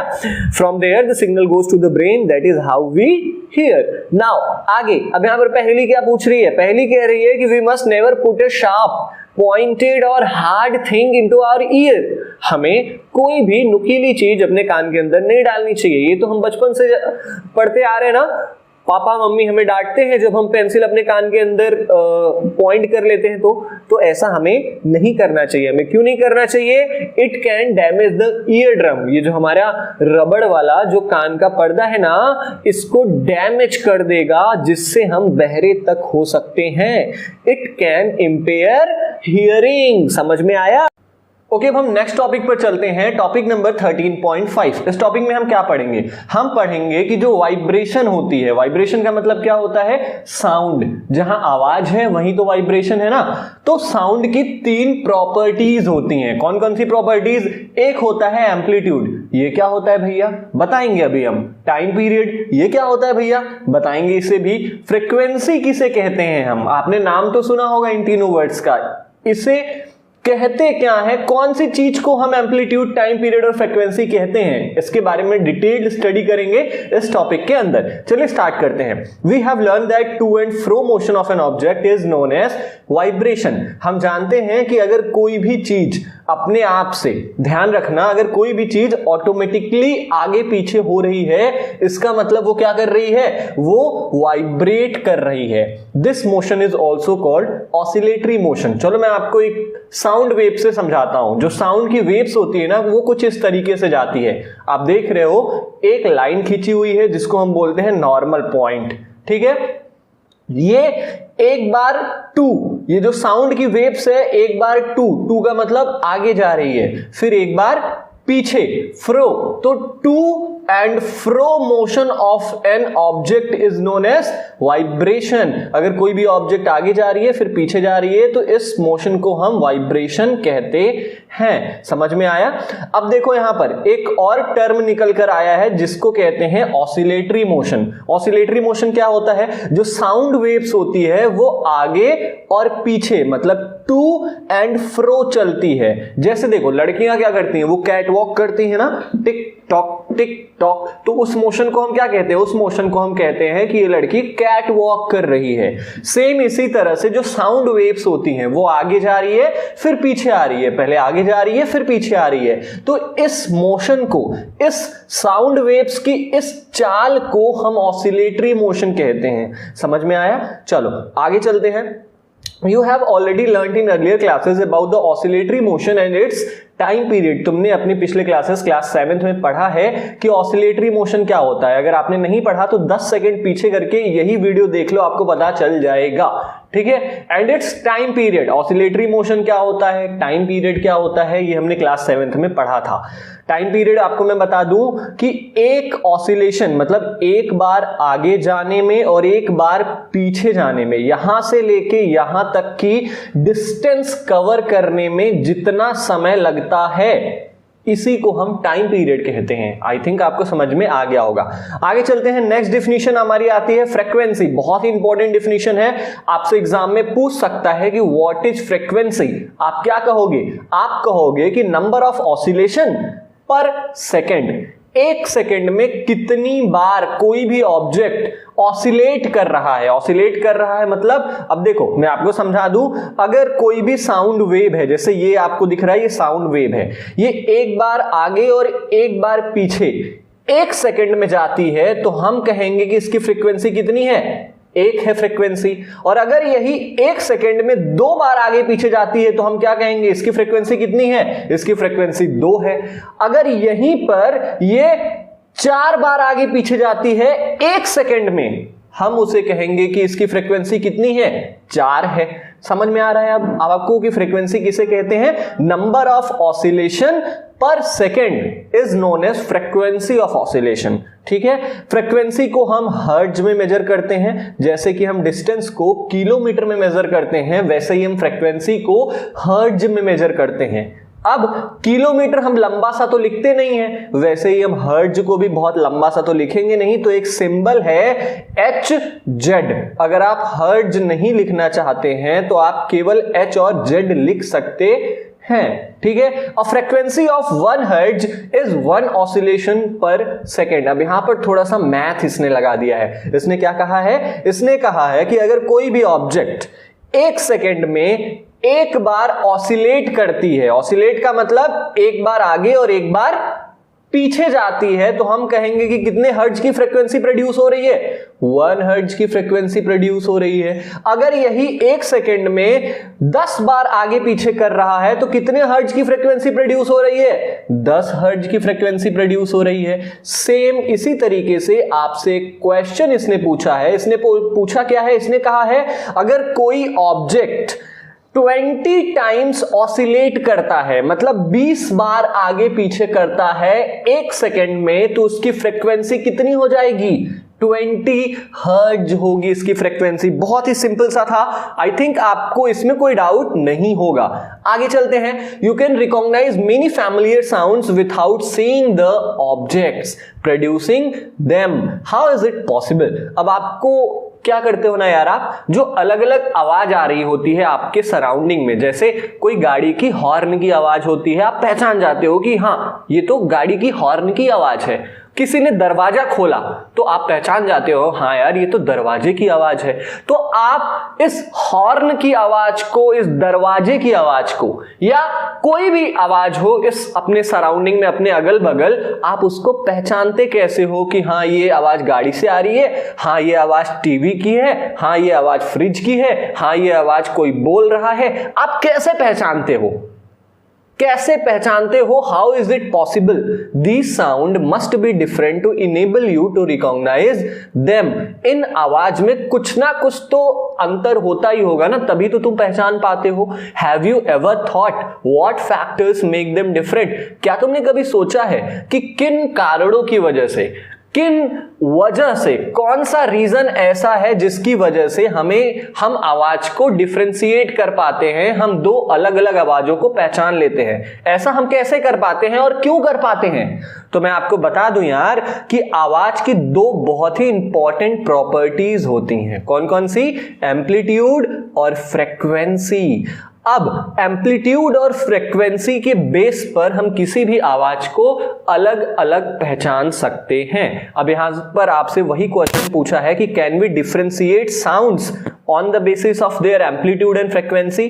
जो हमने ऊपर पढ़ा वही आपसे नीचे क्वेश्चन पूछ रहा है। क्या पूछ रहा है आपसे, कह रहा है कि क्या हम आवाज को डिफरेंशिएट कर सकते हैं क्या। जैसे फॉर एग्जांपल आपकी मम्मी चिल्ला रही है, ठीक है, और आपके पापा चिल्ला रहे हैं। अब इस आवाज को तुम पहचानोगे कैसे कि यार ये तो मम्मी की आवाज है, ये पापा की आवाज है। तो 2 ऐसे फैक्टर्स होते हैं जिनका नाम होता है एम्पलीट्यूड और फ्रीक्वेंसी। उन्हीं के बेस पर हम 2 आवाजों को अलग अलग पहचान सकते हैं। समझ में आया। So hello everybody, this is Prem Pandey और आज हम करने वाले हैं साउंड चैप्टर की लास्ट एक्टिविटी, जिससे हमें पता चलेंगी 2 चीजें। कौन कौन सी चीजें भैया, एक तो हमें पता चलेगा कि एम्पलीट्यूड क्या होता है, दूसरा हमें पता चलेगा कि how sound depends upon amplitude. That means कि अगर हमारी आवाज ऊंची है एम्पलीट्यूड भी हाई है, अगर हमारी आवाज लो है तो एम्पलीट्यूड भी क्या है, लो है। हम यही चीज को विद एक्टिविटी चेक करने वाले हैं। अभी तक हम एक्टिविटी सिर्फ पढ़ते थे, अब हम एक्टिविटी को प्रैक्टिकली करने वाले हैं। बहुत मजा आने वाला है इस एक्टिविटी को करने में। फिर से ध्यान से सुन लो। इस एक्टिविटी में हमें दो चीजें पता करनी है। पहली चीज पता करनी है कि भैया एम्पलीट्यूड क्या होता है, व्हाट इज एम्पलीट्यूड। दूसरा हमें पता चलता है कि कैसे एम्पलीट्यूड पर आवाज की लाउडनेस डिपेंड करती है। हमारी आवाज लाउड है तो एम्पलीट्यूड भी हाई है। इसी चीज को हम इस एक्टिविटी में चेक करेंगे। आपको कौन कौन सी चीज चाहिए इसके लिए? एक चाहिए आपको टम्बलर, ग्लास चाहिए, स्पून चाहिए, ठीक है, और उसके बाद आपको चाहिए ये थर्माकोल का बॉल। दिख रहा है ये बॉल आपको किसी भी स्टेशनरी शॉप पे मिल जाएगा या घर में भी होगा। ये छोटा सा बॉल है, ठीक है, और ये थ्रेड लगा हुआ है, ऊपर धागा लगा हुआ है, ठीक है। ये तीन चीजें आपको चाहिए ये एक्टिविटी करने में। सबसे पहले हम चेक करेंगे कि एम्पलीट्यूड क्या होता है। तो चलो इसके लिए हम क्या करेंगे, ग्लास लेंगे, स्पून को लेंगे, इसके किनारे ये जो ब्रिम दिख रहा है ना, ब्रिम का मतलब होता है किनारा। ये जो किनारा है ना, इसको हम एक बार धीरे से प्रेस करेंगे, फिर एक बार तेज से स्ट्राइक करेंगे। कैसे? एक बार हमने धीरे से किया, तेज से किया। जब धीरे से किया तो आवाज कम आई, तेज से किया तो आवाज ज्यादा आई। फिर से सुनो, क्यों हो रहा है ये? क्योंकि हम जब तेज से स्ट्राइक कर रहे हैं इसका एम्पलीट्यूड ज्यादा है, अगर हम धीरे से स्ट्राइक कर रहे हैं इसका एम्पलीट्यूड क्या है, कम है। यही चीज चेक करेंगे इस एक्टिविटी में। चलो इसके लिए क्या करना है आपको, इसके लिए आपको लेना है ये बॉल और लेना है ग्लास, और दोनों को एकदम क्लोज कांटेक्ट में रख देना है, ठीक है, सेम ऐसे। उसके बाद क्या करना है आपको, ये जो फिंगर दिख रही है आपकी, ये वाली फिंगर, एक बार ग्लास को एकदम जेंटली पुश करो, मतलब हल्का सा स्ट्राइक करो, ठीक है। देखो जब हम इसको एकदम सॉफ्टली स्ट्राइक कर रहे हैं, फिर भी बॉल जो हमारी है कुछ दूर तक जा रही है कि नहीं? ये देखो, ये देखो, ये देखो, ये देखो, जा रही है। तो ये जितनी डिस्टेंस बॉल कवर कर रही है, यही हमारा क्या होता है, एम्पलीट्यूड होता है। फिर से देखो, अगर इस ग्लास को हम यहां से स्ट्राइक करें, बॉल कुछ दूर गया ना, तो वही होता है एम्पलीट्यूड। अगर हम एकदम सॉफ्टली स्ट्राइक करेंगे तो बॉल थोड़ा कम दूर जाएगा, मतलब एम्पलीट्यूड छोटा है। और अगर यहीं पर हम इसको तेज से स्ट्राइक करें, बॉल देखो दूर तक जा रही है, ये देखो, ये देखो, ये देखो, बॉल दूर जा रही है ना, इसका मतलब क्या है, हमने तेज से स्ट्राइक किया तो एम्पलीट्यूड ज्यादा है। सिंपल सी बात है यार, अगर धीरे से स्ट्राइक करेंगे आवाज कम आएगी और एम्पलीट्यूड भी कम होगा, और वहीं पर अगर हम इसको तेज से स्ट्राइक करें, एम्पलीट्यूड ज्यादा होगा और आवाज भी लाउड होगी। समझ गए कि कैसे जो हमारी आवाज का लाउडनेस है वो एम्पलीट्यूड पर कैसे डिपेंड करता है। ओके, नाउ हम आगे बढ़ते हैं। ओके, तो इस प्यारी सी एक्टिविटी के बाद हम आगे बढ़ते हैं। चलो आगे क्या है देखते हैं। Loudness of sound is proportional to the square of the amplitude of the vibration producing the sound. आपको यहां पर थोड़ा सा टेक्निकल लैंग्वेज का इसने यूज किया है, इसका मतलब क्या है, चलो एक एग्जांपल से जानते हैं। फॉर एग्जांपल, एक एग्जांपल से इसे जानने की कोशिश करते हैं।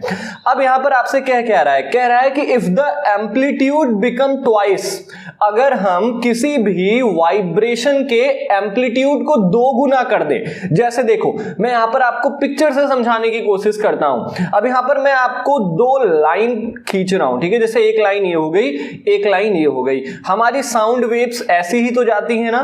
चलो तो हमने कर दिया ऐसे, इसमें हमने थोड़ा सा ऊंचा साउंड रखा है इसलिए बड़ा कर दिया, ठीक है। ये कह रहा है कि अगर एम्पलीट्यूड 2 गुना हो जाए, जैसे इसमें जो एम्पलीट्यूड है नॉर्मल पॉइंट से लेके इसके बीच के डिस्टेंस को ही तो हम एम्पलीट्यूड कहते हैं ना। तो यहां पर क्या है, यहां पर एम्पलीट्यूड छोटा है, यहां पर क्या है, एम्पलीट्यूड मैंने 2 गुना कर दिया है। तो कह रहा है कि अगर हमने अपना एम्पलीट्यूड ट्वाइस कर दिया, 2 गुना कर दिया, तो जो लाउडनेस होती है ना साउंड की, वो इंक्रीज हो जाती है। कितने गुना? 4 गुना। कैसे भैया, ये कैसे हो गया? यहां देखो, यहां पर देखो एम्पलीट्यूड छोटा था, आवाज कम आ रही थी, यहां एम्पलीट्यूड ज्यादा है, आवाज 2 भी जाएगी, मतलब आगे भी जाएगी और उतना ही पीछे भी तो जाएगी ना भाई, 2 आगे और इतना ही पीछे, तभी तो एक साउंड वेव कंप्लीट होगा ना। तो 2 आगे का 2 पीछे का मिला के 4 गुना आवाज तेज हो जाती है। यही यहां पर समझाने की कोशिश कर रहा है कि अगर एम्पलीट्यूड छोटा है तो आवाज जो होगी हमारी वो फीबल होगी, फीबल का मतलब धीमे होगी, और अगर वहीं पर एम्पलीट्यूड बड़ा है तो आवाज हमारी कैसी होगी, लाउड होगी, एकदम कड़ी होगी। समझ गए ना।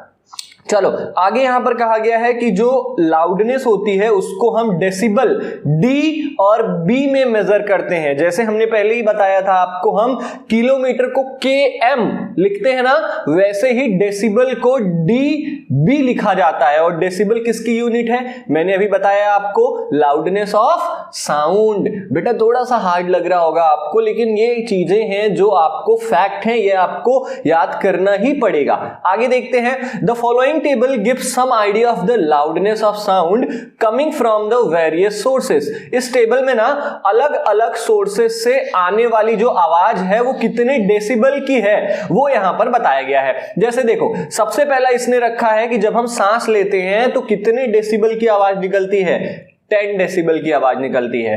अगर हम धीरे धीरे फुसफुसाते हैं 5 मीटर की दूरी पर, जैसे एक बंदा यहां पर खड़ा है और एक बंदा 5 मीटर दूर खड़ा है, ये दोनों फुसफुसा के आपस में बातें कर रहे हैं, तो कितने डेसिबल की आवाज निकलेगी, 30 डेसिबल की आवाज निकलेगी। नॉर्मल कन्वर्सेशन, एक इंसान दूसरे इंसान से बात कर रहा है एकदम नॉर्मली, चिल्लाकर नहीं भाई, एकदम नॉर्मली, तो कितने डेसिबल की आवाज निकल रही है, 60 डेसिबल की आवाज निकल रही है। समझ में आ रहा है कि नहीं। आगे देखते हैं, बिजी ट्रैफिक। आप ट्रैफिक में कभी फंसे हो, एकदम गाड़ी की आवाज आती रहती है, व्हीकल्स की आवाज आती रहती है, मोटर की आवाज आती रहती है, ट्रैफिक पुलिस अपनी सीटी बजाता है, तो बहुत सारी आवाजें आती हैं। तो उस समय आवाज की जो लाउडनेस होती है वो 70 डेसिबल होती है। समझ गए। चलो, आप अगर आपसे कोई पूछे कि ट्रैफिक में कितनी आवाज आती है तो आप बोल सकते हो ना कि भैया 70 डेसिबल आवाज आती है। एवरेज फैक्ट्री, अगर कोई फैक्ट्री चल रही है आपके घर के अगल बगल, जैसे मेरे घर के अगल बगल ना एक पार्ले जी बिस्किट की फैक्ट्री है, तो वो फैक्ट्री कितनी आवाज निकालती है, वो 80 डेसिबल की आवाज निकालती है। कितनी, 80 डेसिबल की आवाज निकालती है। अब आप पूछोगे कि भैया 80 डेसिबल से ऊंची आवाज का क्या होता है, तो above 80 decibel the noise becomes physically painful. 80 decibel से अगर ज्यादा कोई आवाज लाउड है तो वो हमारे कानों को दर्द देती है। जैसे पटाखे की आवाज हो गई, अगर आप पटाखे की आवाज सुनते हो तो क्या करते हो, अपना कान बंद कर लेते हो ना, क्यों, क्योंकि वो अपने कानों को क्या करती है, दर्द देती है। दर्द देती है मतलब बहुत अजीब सा लगता है ना। चलो आगे बढ़ते हैं।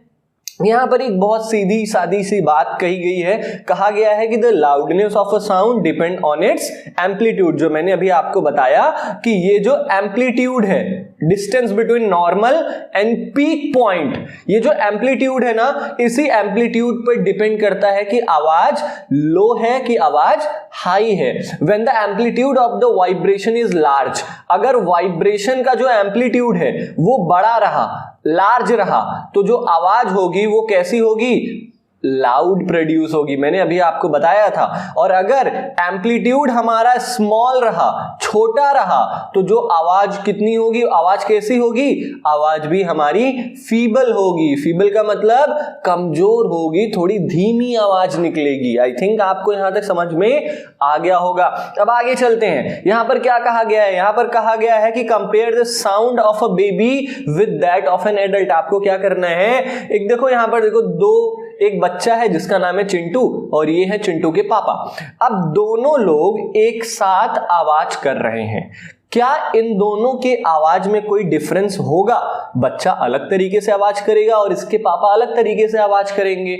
Even if two sounds are equally loud, मान लो कि बच्चा जितनी तेज चिल्ला रहा है उतनी तेज इसके पापा भी चिल्ला रहे हैं, लेकिन फिर भी इनके आवाजों में कहीं ना कुछ तो अंतर होगा ही।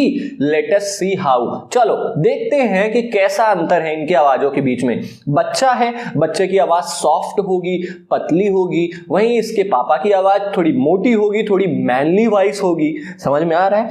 चलो अब यहां पर बूझो क्या कह रहा है? बूझो कह रहा है कि मैं सोचता हूं कभी कभी ना यार कि टकला सोचने भी लगा है। बोल रहा है कि when my voice is different from that of my teacher, क्यों मेरी आवाज मेरे अध्यापक, मेरे टीचर से मेरी आवाज क्यों इतनी ज्यादा डिफरेंट है।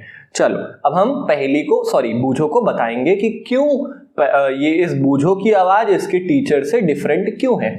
यहां पर क्या कहा गया है? यहां पर कहा गया है कि the frequency determines the shrillness और पिच ऑफ अ साउंड। अब पिच क्या होता है भैया? यहां तो आपको समझ में नहीं आ रहा, चलो मैं प्रैक्टिकली समझाता हूं। जैसे अभी आप मेरी जो आवाज सुन रहे हो, इसमें मेरी आवाज का जो पिच है वो हाई है, समझ गए?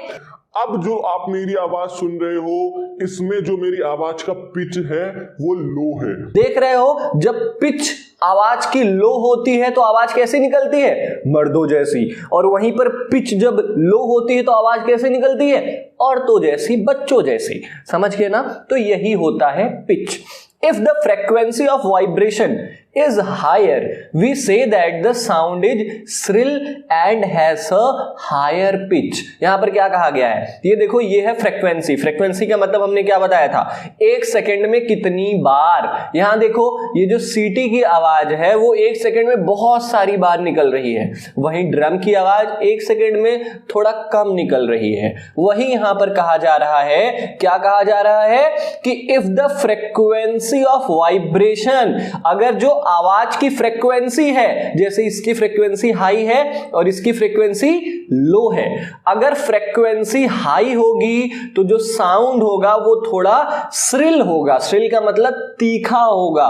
तीखा का मतलब सीटी, जैसे सीटी बजती है ना, उसकी आवाज आती है, सेम ऐसे ही आवाज होती है। और इसका पिच जो होता है वो हाई होता है। मैंने बताया ना आपको कि जो आवाज थोड़ी सी तीखी होती है, थोड़ी सी श्रिल होती है, उसका पिच क्या होता है? हाई होता है। जैसे अब आप मेरी जो आवाज सुन रहे हो, इसका जो पिच है ये काफी हाई है। If the frequency of vibration is lower, और अगर वहीं पर हम साउंड की जो फ्रीक्वेंसी है वो कम कर दे मतलब देखो इतना यहां पर कम है ना, तो जो हमारा साउंड होगा वो, उसका जो पिच होगा वो काफी कम होगा। जैसे अब आप मेरी जो आवाज सुन रहे हो, इसकी पिच काफी कम है। इसका मतलब क्या है? इसकी जो फ्रीक्वेंसी है वो भी कम है।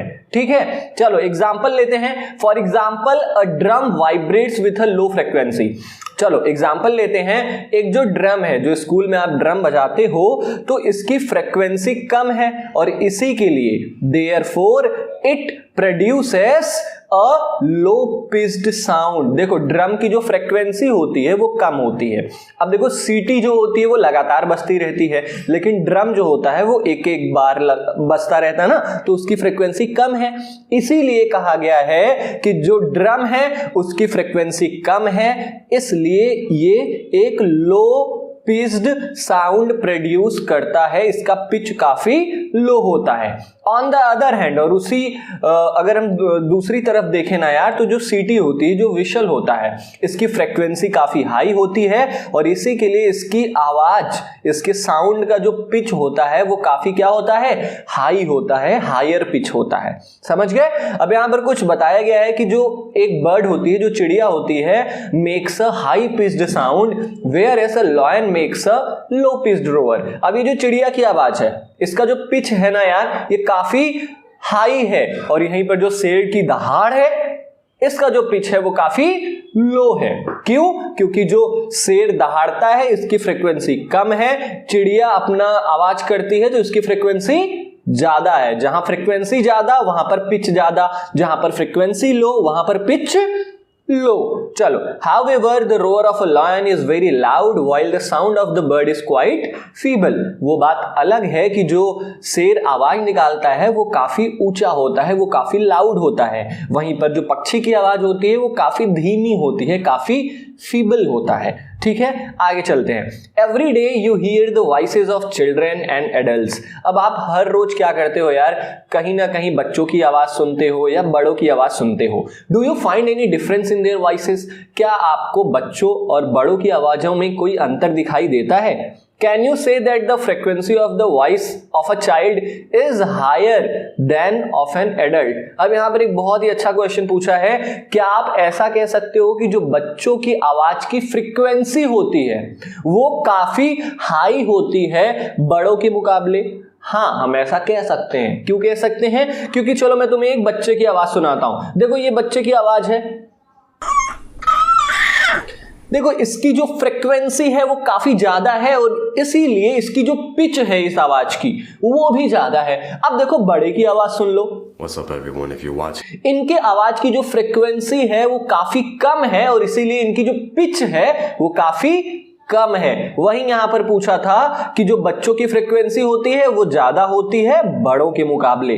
ठीक है, usually the voice of a woman has a higher frequency and is shriller than that of a man. यहां पर कहा गया है कि जो औरतों की आवाज होती है ना वो काफी श्रिल होती है, काफी तीखी होती है। तीखी होती है मतलब इसका जो पिच होता है वो काफी हाई होता है। और वहीं पर जो आदमी लोगों की आवाज होती है ये क्या होती है, इनकी फ्रीक्वेंसी थोड़ी कम होती है और इसलिए इनकी आवाज की जो पिच होती है वो काफी कम होती है। ठीक है, आई थिंक आपको यहां तक समझ में आ गया होगा। ओके, अब हम चलते हैं अपने नेक्स्ट पॉइंट पे, टॉपिक नंबर 13.6। इस टॉपिक में हम क्या पढ़ेंगे? इस टॉपिक में हम पढ़ेंगे कि ऑडिबल साउंड क्या होती है और इनऑडिबल साउंड क्या होती है। ऑडिबल का मतलब ऐसी आवाज जिन्हें हम सुन सकें, इनऑडिबल का मतलब ऐसी आवाज जिन्हें हम ना सुन सकें। तो ये दोनों आवाजें कौन सी होती है, हम कौन सी आवाज को सुन सकते हैं और कौन सी आवाज को नहीं सुन सकते हैं, इन्हीं चीजों को हम इस टॉपिक में पढ़ेंगे। चलो स्टार्ट करते हैं। We know that we need a vibrating body for the production of sound. हम जानते हैं कि अगर हमें आवाज प्रोड्यूस करानी है, किसी चीज से आवाज निकलवानी है तो उस चीज को वाइब्रेट करना पड़ेगा। Can we hear the sound of all vibrating bodies? अब हम जानते हैं कि जहां वाइब्रेशन है वहीं पर आवाज है, लेकिन क्या हर वाइब्रेटिंग बॉडी, ध्यान रखना, क्या सभी वाइब्रेटिंग बॉडीज की आवाज आप सुन सकते हो? कुछ ऐसी भी तो चीजें होंगी ना यार कि जो वाइब्रेट कर रही होंगी लेकिन आपके कानों को सुनाई नहीं देती होंगी। हम इन्हीं चीजों के बारे में आगे पढ़ेंगे। चलो, the fact is that sounds of frequencies less than about 20 vibrations per second, 20 hertz, जिसका मतलब होता है can not be detected by human ear. Yes, आपसे क्या कह रहा है? आपसे कह रहा है कि ऐसी आवाजें जिनकी फ्रीक्वेंसी 20 हर्ट्ज, 20 हर्ट्ज किसे कहते हैं? 20 बार ऑसिलेशन करना एक सेकेंड में। ठीक है, 20 वाइब्रेशन पर सेकेंड। तो यहां पर क्या कहा गया है कि ऐसी आवाजें जो 20 हर्ट्ज से नीचे होती हैं, ऐसी आवाजें हमारे इंसान के कानों को सुनाई नहीं देती हैं। Such sounds are called inaudible। ऐसी आवाजों को हम क्या कहते हैं कि ये आवाज, ये जो साउंड है ये इनऑडिबल साउंड है। On the other higher side, यहाँ पर एनसीईआरटी में गलत कर दिया है इसने, हायर नहीं यहाँ पर अदर होना चाहिए। On the other side, sounds of frequencies higher than about 20,000 vibrations per second are also not audible to the human ear. अब देखो, कम से कम आवाज की फ्रीक्वेंसी 20 हर्ट्ज होनी चाहिए। अगर इससे कम होती है तो हमारे इंसान के कानों को सुनाई नहीं देगी। और अगर 20,000 वाइब्रेशंस पर सेकेंड मतलब 20 किलो हर्ट्ज के बराबर अगर आवाज निकल रही, जैसे मीटर का बड़ा भाई किलोमीटर होता है ना, वैसे ही हर्ट्ज का जो बड़ा भाई है वो किलो हर्ट्ज है। तो यहां पर बताया गया है कि आवाज अगर 20 किलो हर्ट्ज से ऊपर की फ्रीक्वेंसी की होती है तो वो भी आवाज हमें नहीं सुनाई देती, क्योंकि वो आवाज काफी तेज होती है। ठीक है, are also not audible to the human ear. Thus for human ear the range of audible frequency is रफली फ्रॉम 20 to 20,000 हर्ट्ज। तो इसलिए हम ऐसा कह सकते हैं कि हमारे कानों को कितनी फ्रीक्वेंसी से कितनी फ्रीक्वेंसी तक की आवाजें सुनाई देती हैं? 20 हर्ट्ज से 20,000 हर्ट्ज के बीच में जितनी भी साउंड होती है वो सब हमारे इंसान के कानों को सुनाई देती है, ना उससे कम ना इससे ज्यादा। चलो आगे, ये बॉक्स हमें फिर से कुछ ना कुछ इंफॉर्मेशन देने आ गया है। इस बॉक्स में हम इंफॉर्मेशन पढ़ते हैं। Some animals can hear sounds of frequencies higher than 20,000 hertz। कुछ जानवर ऐसे भी होते हैं जो कि 20,000 हर्ट्ज मतलब 20 किलो हर्ट्ज के ऊपर की आवाजें भी सुन सकते हैं, जो हम इंसान नहीं सुन सकते। वो कौन कौन से जानवर होते हैं? जैसे कुत्ता हो गया, dogs have this ability, dogs के पास ये क्षमता होती है कि वो इसके ऊपर की भी आवाज को सुन सकें। The police use high frequency whistles which dogs can hear but humans can not. Police ना कभी बहुत दूर रहती है ना, तो वो इसी 20 किलो हर्ट्ज के ऊपर की फ्रीक्वेंसी का सीटी बजाती है ताकि कुत्तों को सुनाई दे सके और वो अपने मालिक के पास दौड़ के जा सके। ठीक है, आपने देखा ही होगा यार कि जो कुत्तों की स्निफिंग पावर होती है वो काफ़ी स्ट्रांग होती है। जानवरों को अर्थक्वेक आने से पहले ही पता चल जाता है कि कुछ ना कुछ तो गलत हो रहा है धरती के नीचे। दैट मीन्स कि जो अर्थक्वेक का साउंड होता है ना वो 20 किलो हर्ट्ज के ऊपर होता है, जो हम इंसानों को नहीं सुनाई देता। इसीलिए तो कभी भी अचानक भूकंप आ जाता है, लेकिन जानवरों को पता चल जाता है कुछ देर पहले ही। ठीक है, क्योंकि वो क्या कर लेते हैं, वो हियर कर लेते हैं, साउंड को सुन लेते हैं। चलो अब यहाँ पर क्या कहा गया है? यहाँ पर कहा गया है, नेक्स्ट पॉइंट है हमारा, नेक्स्ट टॉपिक आ गया है हमारा 13.7 नॉइज एंड म्यूजिक। ये शोरगुल क्या होता है, संगीत क्या होता है, हम इन दोनों चीज़ों के बारे में इस पॉइंट में, इस टॉपिक में पढ़ेंगे। We hear different types of sound around us, हम अपने अगल बगल बहुत सारी आवाज़ें सुनते हैं। Is the sound always pleasing, क्या हर आवाज़ हमें कानों को सुनने को अच्छा लगता है? मतलब क्या सभी आवाज़ आपको सुनना अच्छा लगता है?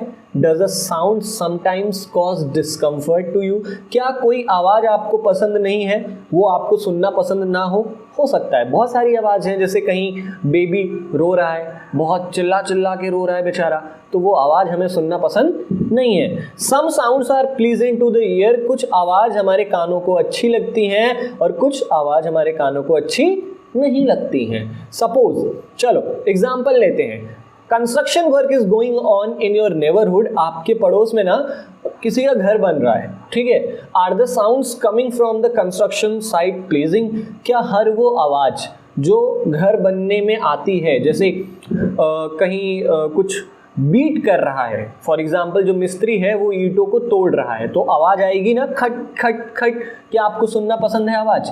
नहीं। Do you enjoy the sounds produce by horns of buses and trucks, क्या जो बस के हॉर्न्स आवाज़ करती हैं, पो पो पो पो पो, ये आवाज़ सुनना आपको पसंद है? बिल्कुल पसंद नहीं है। और यही आवाज़, ठीक है, जो हमारे कानों को सुनना पसंद नहीं है, सच अनप्लीजेंट साउंड्स, इन्हीं को हम नॉइस कहते हैं, आर कॉल्ड नॉइज। शोरगुल क्या होता है? जो हमारे कानों को सुनना पसंद ना हो वही तो शोरगुल होता है। ठीक है, तो नॉइस का मतलब क्या होता है? शोर।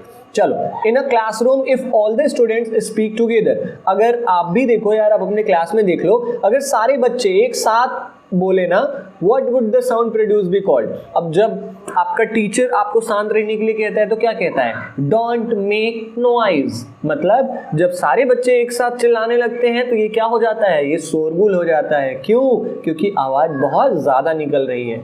ठीक है, तो नॉइस का मतलब समझ गए, जो हमारे कानों को सुनना पसंद ना हो या जो आवाज़ जो हमें अच्छी ना लगे वो है नॉइज। ठीक है, चलो।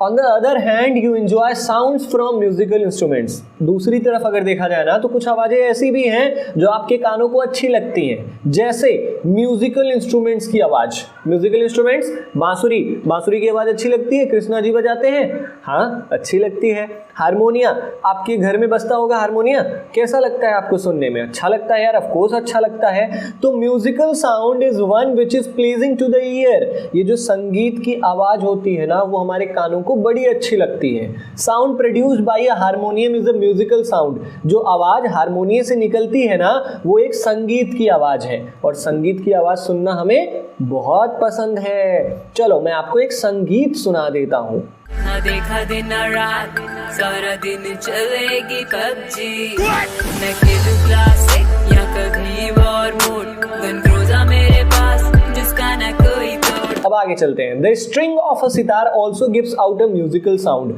जो सितार की स्ट्रिंग होती है, जो धागे होते हैं ना, सितार, आपने अगर सितार ना देखा हो तो गिटार जान लो, गिटार सपोज कर लो, जो गिटार के धागे होते हैं ना वो क्या होते हैं? वही म्यूजिकल साउंड प्रोड्यूस करते हैं।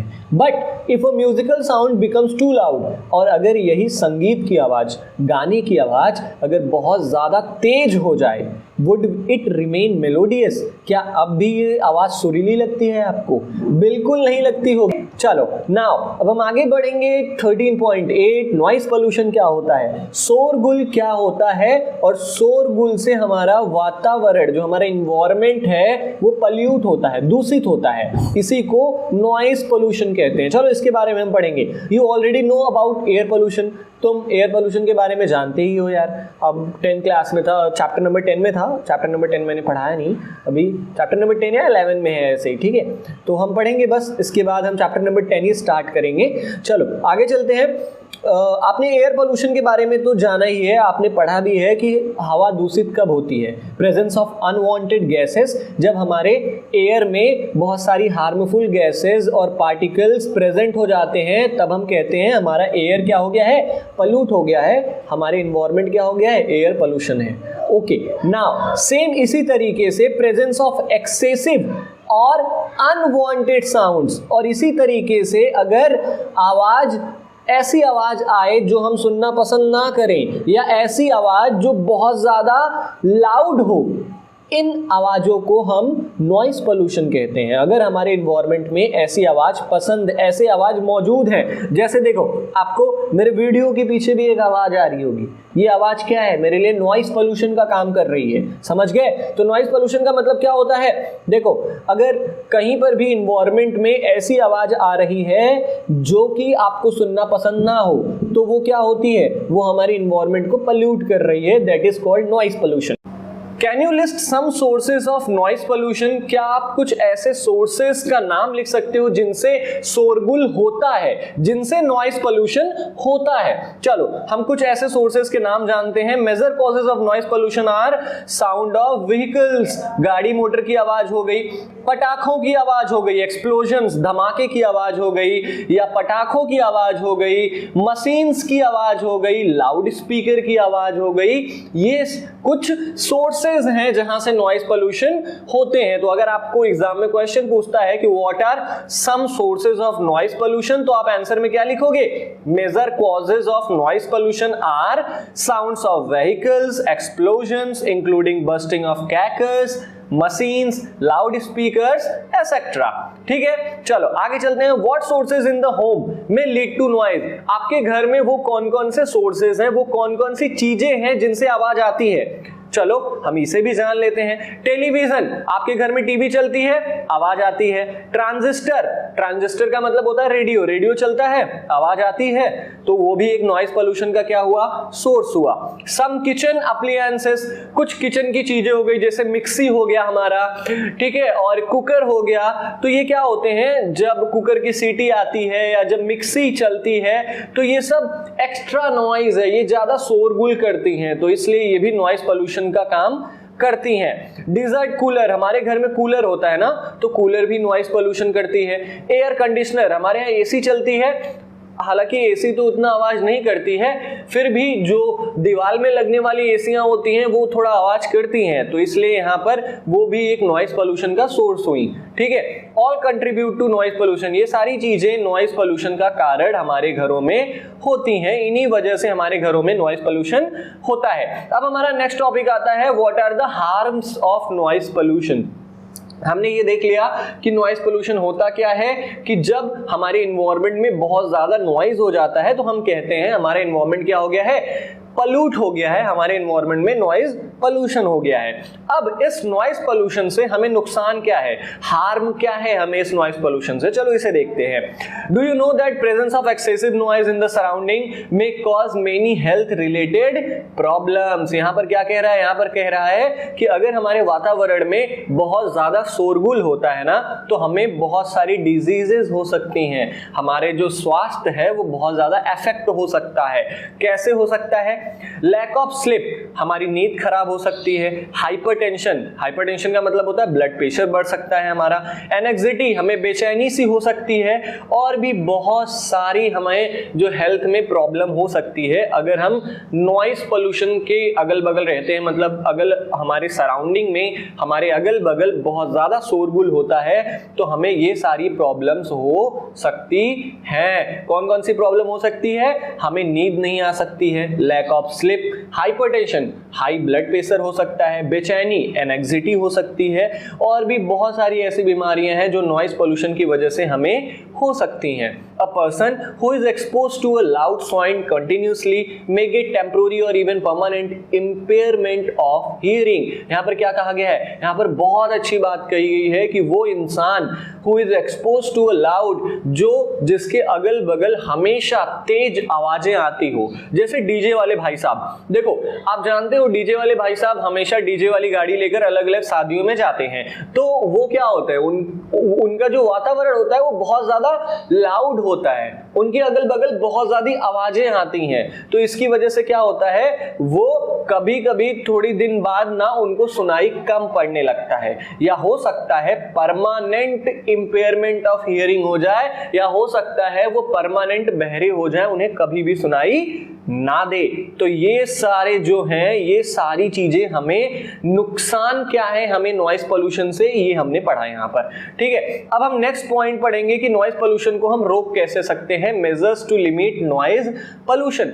To control noise pollution we must control the sources of noise. यहाँ पर कहा गया है कि अगर हमें नॉइज पोल्यूशन को कम करना है, ठीक है, अगर हमें नॉइज को कम करना है तो जहां से आवाज आती है पहले तो उसे कम करना होगा, हमें सोर्सेज ऑफ नॉइज को कम करना होगा। How can this be achieved, हम कैसे सोर्सेज ऑफ नॉइज को कम कर सकते हैं। For this silencing device must be installed in aircraft engines, transport vehicles, industrial machines and home appliances. यहां पर कहा गया है कि कुछ ऐसे सोर्सेज जिनसे आवाजें आती हैं, जैसे हमारा एयरक्राफ्ट इंजन हो गया, हवाई जहाज हो गई, ठीक है, ट्रांसपोर्ट व्हीकल हमारे यहाँ कार हो गया, स्कूटर हो गया, हमारी जो बाइक्स होती हैं हो गया, जो मशीन होती है इंडस्ट्री में, जो हमारे घर के अप्लायंसेस होते हैं जैसे टीवी हो गया हमारा, ठीक है, और भी हमारी बहुत सारी चीजें हो गई, मिक्सी हो गई, कुकर हो गया, तो इन सब में हम क्या कर सकते हैं ना, हम साइलेंसिंग डिवाइसेस लगा सकते हैं। साइलेंसिंग डिवाइसेस मतलब क्या होता है, हम कहते हैं ना गाड़ियों में साइलेंसर लगा होता है, मतलब क्या होता है, गाड़ियों से ज्यादा आवाज ना निकले इसलिए साइलेंसर लगा दिया जाता है। सेम ऐसे ही इन सारी चीजों में भी कुछ ऐसा चीज लगा देना चाहिए, कोई ऐसी डिवाइस लगा देनी चाहिए जिससे इन सारी चीजों से भी आवाज ना निकले। समझ गए। How can the noise pollution be controlled in a residential area. चलो अब आपके एनसीईआरटी में एक बहुत जबरदस्त क्वेश्चन पूछ सकता है, हो सकता है एक्सरसाइज में आपको ये क्वेश्चन पूछा भी हो। क्या क्वेश्चन है, how can the noise pollution be controlled in a residential area. Residential area मतलब ऐसा इलाका जहां पर लोग रहते हो, जैसे शहर में सोसाइटी हो गई, कॉलोनी हो गई, मोहल्ला हो गया, लोकेलिटी हो गई, गली मोहल्ला हो गया, वहां पर लोग रहते हैं, ठीक है। ऐसी जगहों पर हम नॉइस पोल्यूशन को कैसे कम कर सकते हैं, क्योंकि जो लोकेलिटी होती है या जो भी हमारा सोसाइटी होती है ना, वहां पर आवाज कैसे आती है। हो सकता है किसी के घर में डीजे बज रहा हो सकता है किसी घर में टीवी बहुत ज्यादा तेज हो सकता है किसी के घर में कोई बहुत ज्यादा तेज से झगड़ा कर रहा हो। तो यार बहुत सारे सोर्सेज होते हैं सोसाइटी में आवाज आने की। चलो इसको कंट्रोल कैसे करेंगे हम इसको देखते हैं। All noisy operation must be conducted away from any residential area. यहां पर कहा गया है कि जहां पर लोग रहते हैं, जो रेसिडेंशियल एरिया होता है, वहां से काफी दूर पर जितनी भी चीजें हैं जिनसे आवाज निकलती है, जिनसे बहुत ज्यादा आवाज निकलती है, वो चीजें रेसिडेंशियल एरिया से दूर की जानी चाहिए। जैसे अगर फैक्ट्रीज हैं सोसाइटी में, अगल बगल कोई फैक्ट्री है लगी हुई है या कोई इंडस्ट्री लगी हुई है, तो वो फैक्ट्री या वो इंडस्ट्री सोसाइटी के बाहर लगा देनी चाहिए। Noise producing industry should be set up away with such areas. यहाँ पर क्या कहा गया है, यहाँ पर कहा गया है कि ऐसी इंडस्ट्रीज, ऐसी मशीन्स जिनसे बहुत ज्यादा और लगातार आवाजें आती हैं, उनको सोसाइटी से दूर कर देना चाहिए ताकि सोसाइटी वालों को प्रॉब्लम ना हो। Use of automobile horn should be minimised. जो हम सोसाइटी में पहुंचते हैं ना, जैसे ही हम अपने घर की तरफ चलते हैं या हम अपने घर पर पहुंच रहे होते हैं ना, हम बहुत तेज तेज से हॉर्न बजाने लगते हैं, तो ऐसा हमें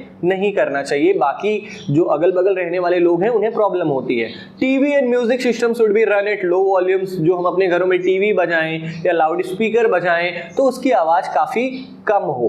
trees must be planted along the roads and around buildings to cut down on the sounds reaching the residents. यहां पर कहा जा रहा है, तो ये रोड है ना, रोड के अगल बगल हमें क्या करना चाहिए, हमें ट्रीज लगाने चाहिए, पेड़ लगाने चाहिए और अपने घरों के अगल बगल, अपने सोसाइटी के अगल बगल भी पेड़ लगाने चाहिए ताकि जो आवाज है वो काफी हद तक कम हो सके। समझ में आया? आई थिंक आपको ये पूरा चैप्टर अच्छे से समझ में आ गया होगा। ये एक टॉपिक है हियरिंग इम्पेयरमेंट, लोग बहरे कैसे होते हैं। तो यहाँ पर कुछ बताया गया है कि जो मतलब जो टोटल इम्पेयरमेंट ऑफ हियरिंग होती है, मतलब जो कंप्लीट बहरापन होता है ना, वो बहुत ज्यादा दुर्लभ होता है। मतलब वो पैदा होने के बाद नहीं होता, वो बर्थ से ही होता है। अगर हम पैदा हुए हैं तो हो सकता है कि हम बहरे ही पैदा हुए हों। जो पार्शियल इम्पेयरमेंट ऑफ हियरिंग होती है, मतलब कि ऐसा होता है कि कुछ समय बाद या कुछ एज के बाद ना इंसान को कम सुनाई देता है, वो होता है एज की वजह से।